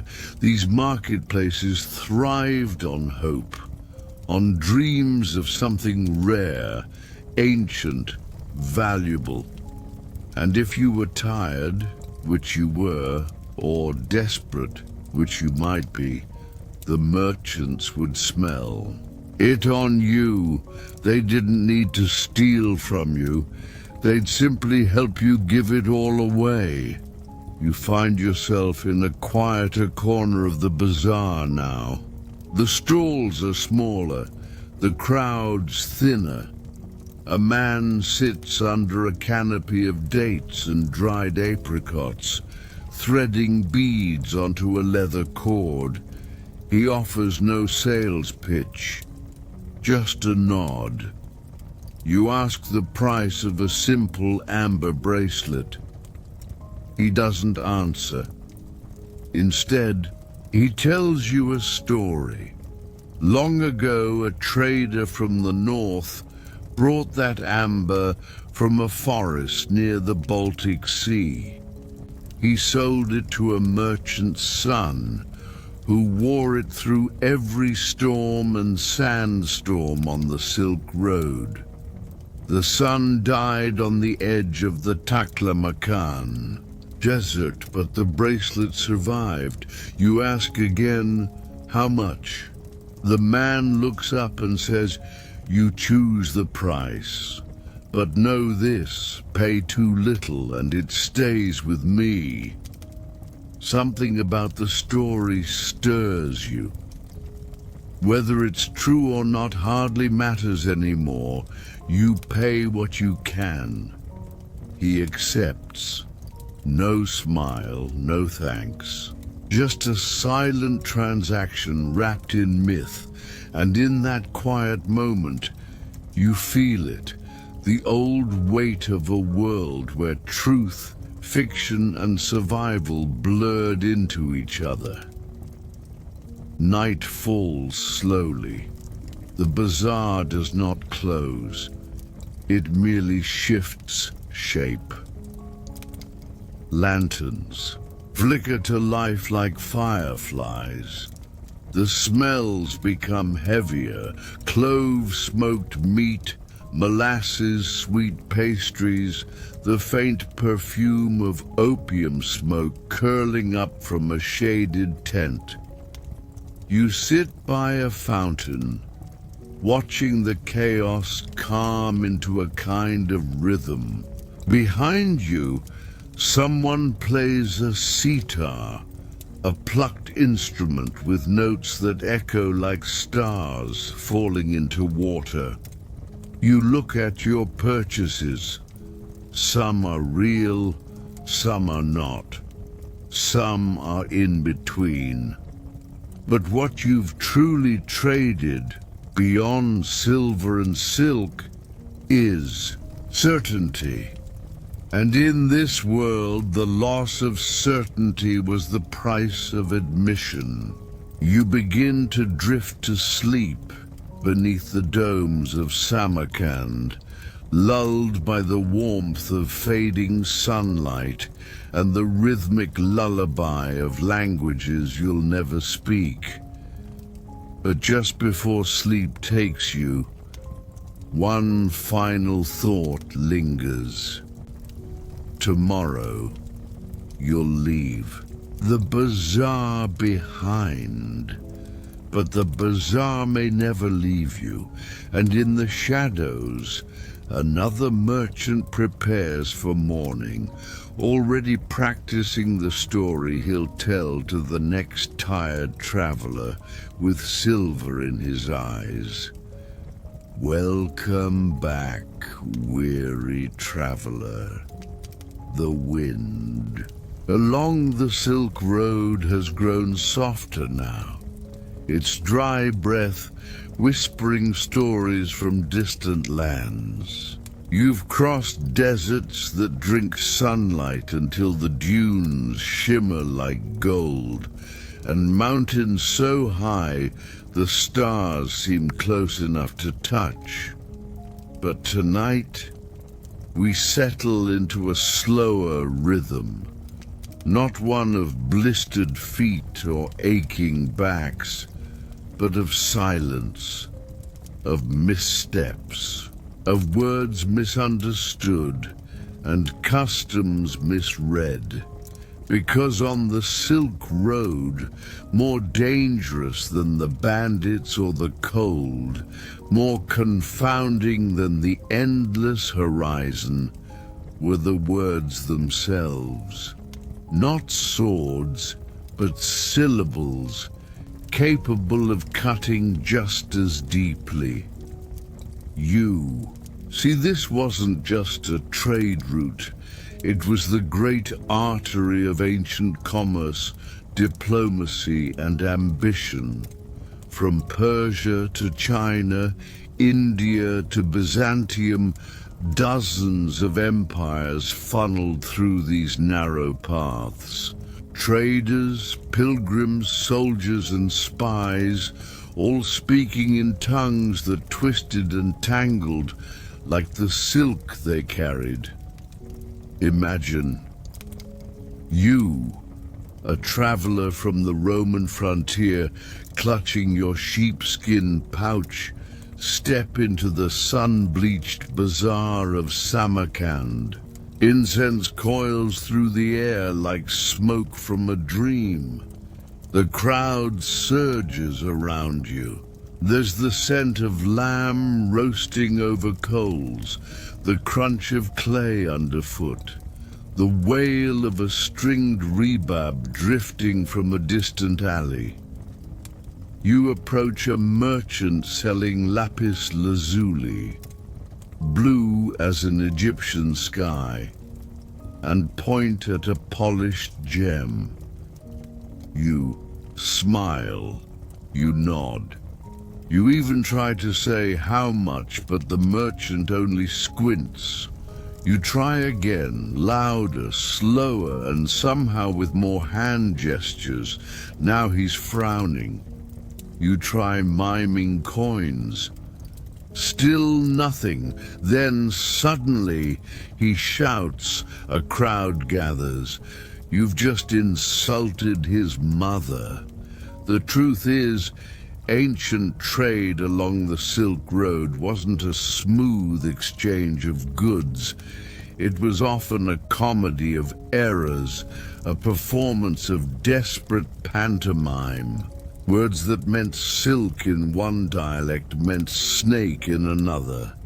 Gestures that meant friend in Persia might suggest, I challenge you in a Turkic village. And a gift freely offered in China might deeply offend someone from the steppes of Mongolia, where hierarchy and pride were law.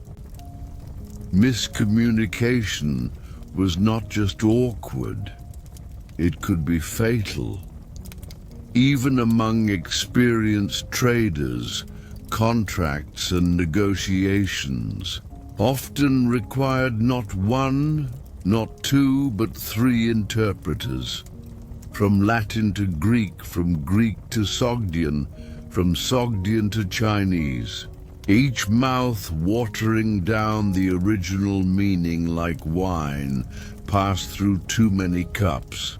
By the end, the original sentence, "We can deliver the goods in spring," might become, "They have insulted your ancestors and demand all your camels." And yet people persisted. They tried, they had to, because this route held promises too big to ignore. Spice from India, silk from China, ivory from Africa, and dreams from everywhere in between. It was the highway of ancient globalization, an international trade route, centuries before the internet, or cargo ships, or customs forms. But behind every transaction was a fragile web of diplomacy, kept together by translators who weren't just linguists. They were cultural shapeshifters. Take the Sogdians, for instance, an Iranian people from Central Asia. They became the unofficial interpreters of the Silk Road, not just because they spoke many languages, but because they understood many worlds. They could switch from Persian etiquette to Chinese deference with the grace of a dancer. They wore robes stitched with the right symbols. They bowed at just the right angle. They knew when to speak and when to disappear behind a curtain of silence. It wasn't just about knowing a word, it was about knowing when to say it, how to say it, and when silence could save your life, because there were times when the cost of a single phrase was far greater than any silk or spice. Imagine entering a provincial court in Tang Dynasty China, your cloak soaked in the sweat of 1,000 miles. You think you're being polite. You bow. You offer a silk-wrapped parcel, but you speak out of turn. Your tone rises too high, and the court official, a man with 5 generations of Confucian ancestors behind him, narrows his eyes. You've broken ritual. You don't know it yet, but your caravan's goods have just been seized. You will wait days for an explanation.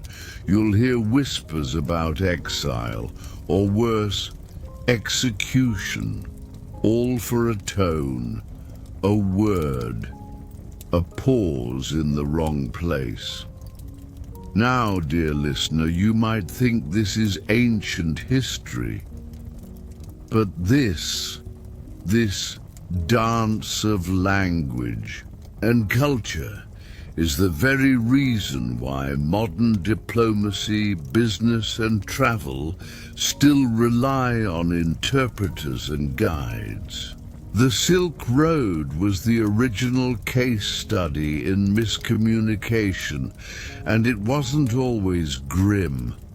No, there were small miracles too, like the Persian trader who learned to write his name in 4 alphabets, or the Buddhist monk who traveled from India to China carrying texts he couldn't read, trusting that someone somewhere would know how, or the simple joy of sharing tea with a stranger and realizing laughter sounds the same in every language.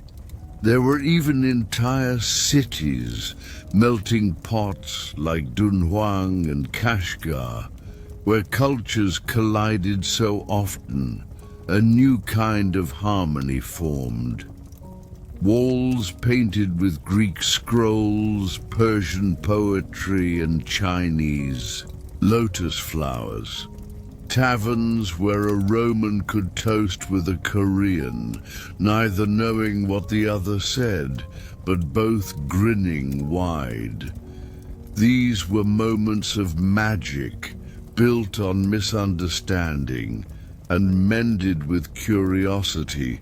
Still, for most travelers like you, exhaustion carved its way into every conversation. Your voice cracked from dry air. You misunderstood directions to the next well. You asked for food, received fermented goat's milk. You asked for shelter, ended up in the camel pen. And when the sun set and the world turned dark again, you often wondered, was this what Marco Polo felt? Or Zhuangzang? Or Ibn Battuta? Did they feel this same ache of isolation, this constant fear of speaking the wrong word? You wrap yourself tighter in your worn cloak. You watch the stars rise over the eastern rim of the sky, where the edge of China awaits. You wonder what language the wind is speaking as it slips between your fingers. You don't know the words, but you hope maybe tomorrow you will, because you have no choice but to continue. The next oasis is 3 days away, and someone there surely will understand or not. But you will smile anyway. Rest now, brave traveler. The Silk Road stretches on, and the journey is far from over. You've made it far, farther than most, truth be told, from the wind-blasted sands of the Taklamakan to the frosted ridges of the Pamirs. Your journey along the ancient Silk Road has tested your body, your mind, and your very soul. The caravan is smaller now.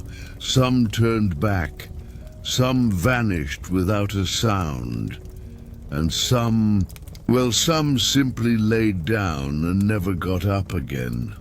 But not you. No, you pressed on, and now here you are. In a little village tucked along the bend of the Zarafshan River, just outside the bustling caravanserai at Samarkand, a place where trade routes ripple together like braided rope, where Persian rugs, Indian spices, Chinese porcelain, and Roman glass glint in the fading sun like treasure pulled from a dream. And tonight, you eat. The fire crackles low beside your bedroll. Nearby, the camel drivers play some quiet game involving sticks and smooth river stones. Their laughter is tired, the kind of laughter that only appears when the body is sore, but the soul still flickers with life. You, however, are ravenous. All day you've smelled the village food, sweet, spicy, unfamiliar, and entirely irresistible. You watched women in linen robes press dough between blackened hands and toss it into searing ovens of clay.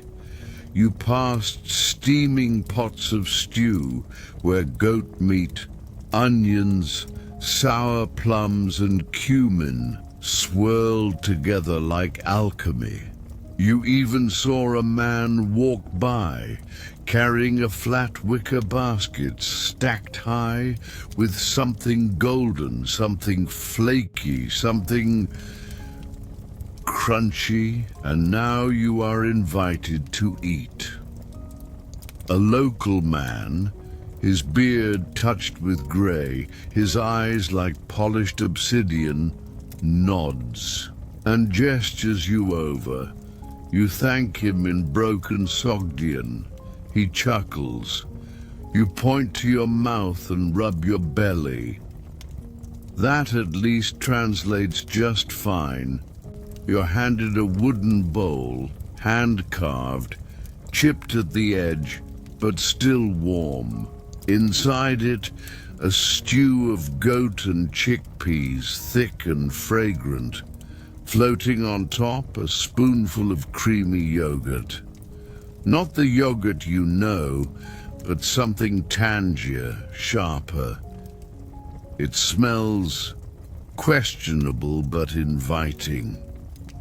You dig in, and for a moment, life is perfect. The stew is salty and rich, with soft bursts of cardamom and a hint of vinegar. The goat is tender, the fat melting like butter across your tongue. You scoop hunks of sour bread from the clay oven and dip them directly into the bowl. Every bite feels like a reward, a victory. You are, after all, a Silk Road traveler, a true adventurer. You finish it all. Then, to be polite, you try the goat's milk. It's served in a bronze cup, still warm from the animal, thick, viscous, sour in a way that suggests it's been sitting somewhere for a little too long. But your host is watching. He smiles. You drink. And that, dear traveler, is the moment everything begins to go horribly wrong. It starts slowly. Later that night, you lie under the stars. The sky is so black it feels like it might swallow you whole, but the stars burn silver bright. The river hums quietly nearby, weaving around your camp like a lullaby. You close your eyes and exhale deeply, and then your stomach gurgles. At first you think little of it. After all, this is the Silk Road. Your diet has shifted wildly from dried apricots and stale barley bread to camel jerky and fermented mare's milk. A little indigestion is normal, but then comes the second gurgle. This one deeper, meaner, and then the cold sweat. You sit up. The firelight flickers across your skin, now clammy, pale. You feel the unmistakable rolling sensation inside you. A warning bell, a slow drumbeat from your gut to your brain. You have made a mistake. What follows is neither glorious nor dignified. You stumble into the shadows, past the sleeping camels, into the dry grass beyond the camp. You barely make it. Behind a patch of shrubs, before your body betrays you completely. Everything you ate leaves. Time becomes strange after that. Your thoughts bend and snap like heat mirages. You feel cold even though the night is warm. Your mouth dries out like cracked pottery. Your legs go weak. You kneel, then lie down, cheek pressed to the dirt. The stars spin overhead. And through it all, through the fever, The heaving, the roar, burning ache in your belly. You realize a terrifying truth. You are poisoned, not by malice, not by sabotage, but by a bowl of stew and a cup of milk. It's a harsh lesson, one that many along the Silk Road have learned before you, because the road is not just a ribbon of trade and gold and glory. It's also a highway of germs, of parasites, of bacteria born in mountain streams and desert wells, foreign to your gut, invisible to your eyes. In the West, your stomach grew soft, accustomed to predictability, to boiled water and baked bread. You were not built for raw yak butter tea.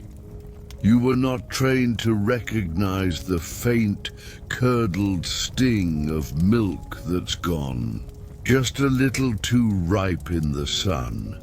No one told you that cumin might hide more than flavor, that a stew pot might bubble with secrets, that in the land of empires and spices, your greatest enemy might not be a sword, but a spoon. Morning arrives, but it brings little comfort.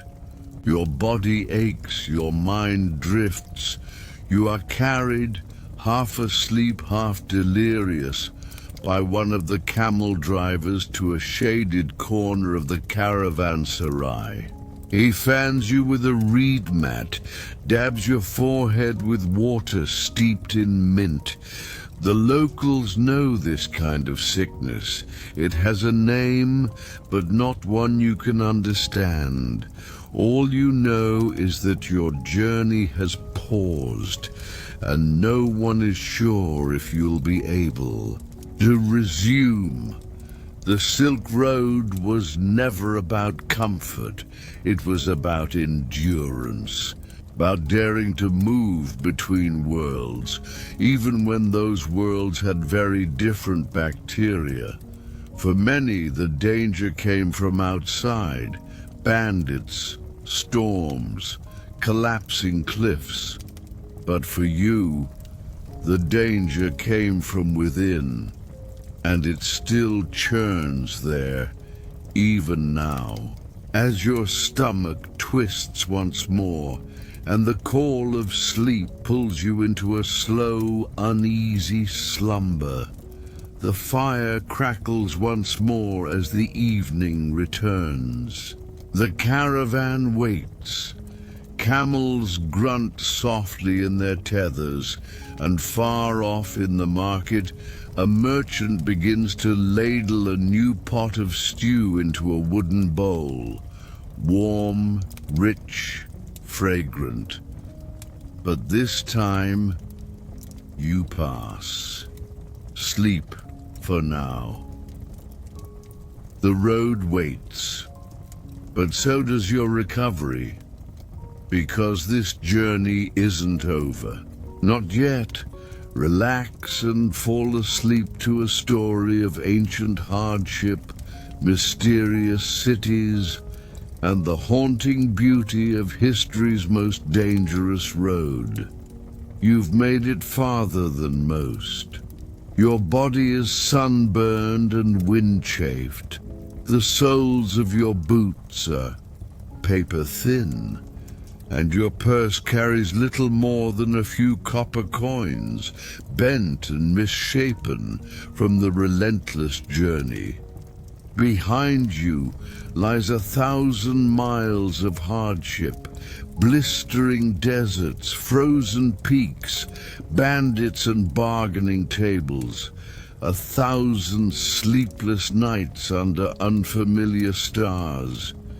Ahead lies the end of the Silk Road, Chang'an, the great city of the Tang dynasty. A sprawling marvel of ancient architecture, rumored to shimmer like gold beneath the rising sun, Merchants whisper its name with reverence.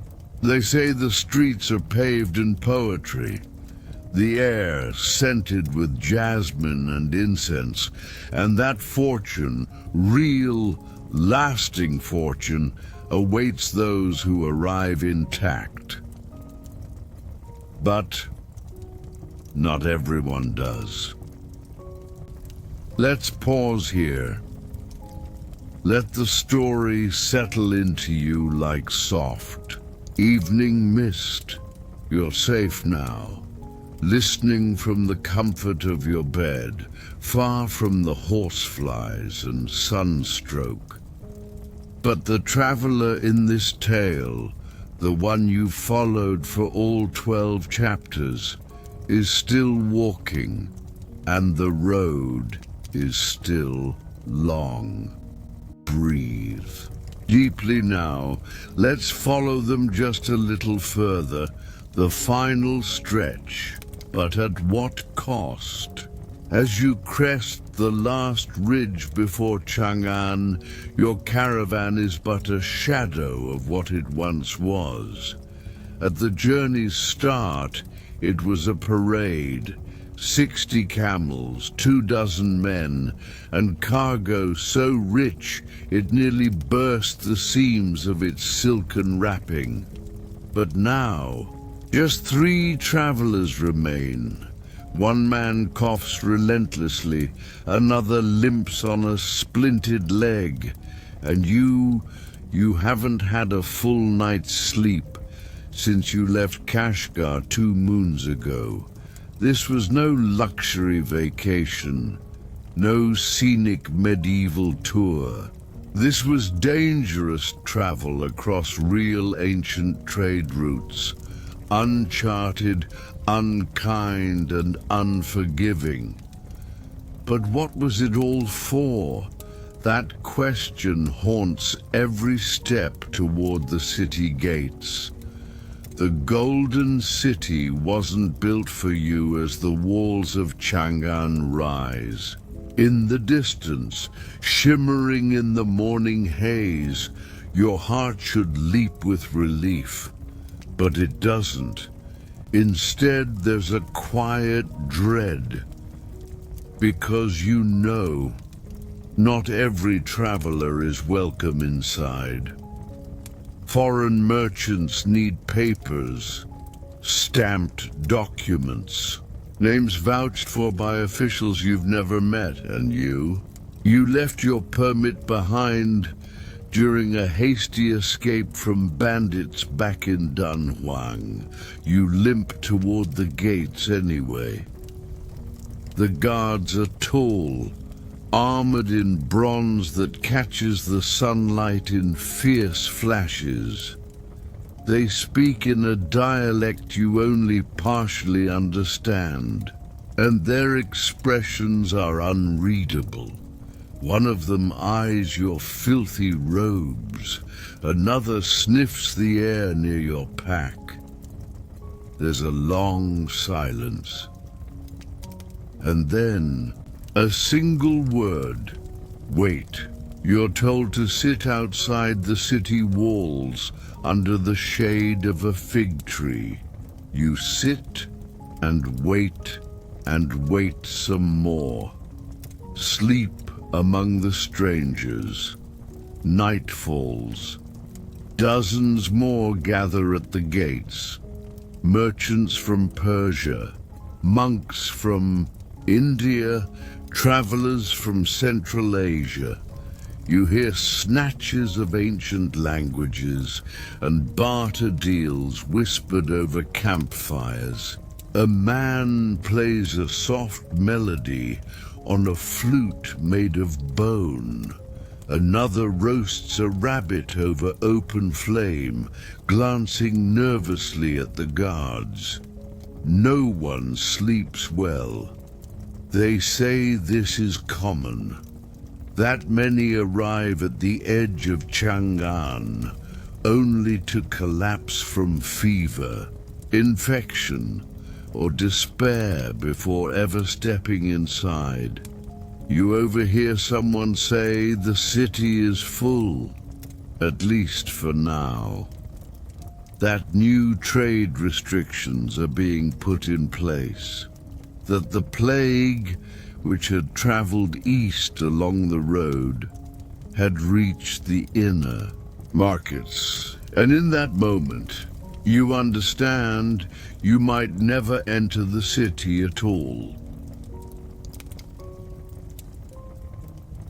Twilight Reflections. The road was the real destination, but something shifts inside you. You look around, not just at the city, but at the travelers who've shared this journey. You see a woman tending her elderly father, feeding him rice grain by grain. A child asleep beneath a wool blanket, his tiny feet sticking out. A man still tending to his camel's hooves, humming an old folk song. The Silk Road was never just a road. It was a living thing. It breathed and pulsed and devoured, and in that moment, broken, barely awake, you realize the greatest wealth it offers isn't gold or silk or gems. It's stories, real stories from history, human stories, the kind that shape civilizations, and you lived one. Soft ending. Letting go of the journey, you lie back beneath the fig tree. The leaves rustle like whispers. A warm wind carries the scent of tea and dust. Your eyelids are heavy now.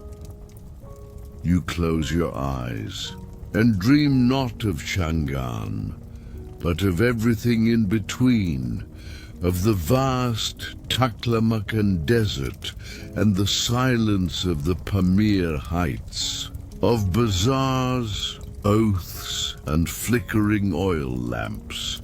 You may never enter the gates, but you traveled the Silk Road, and not everyone can say that.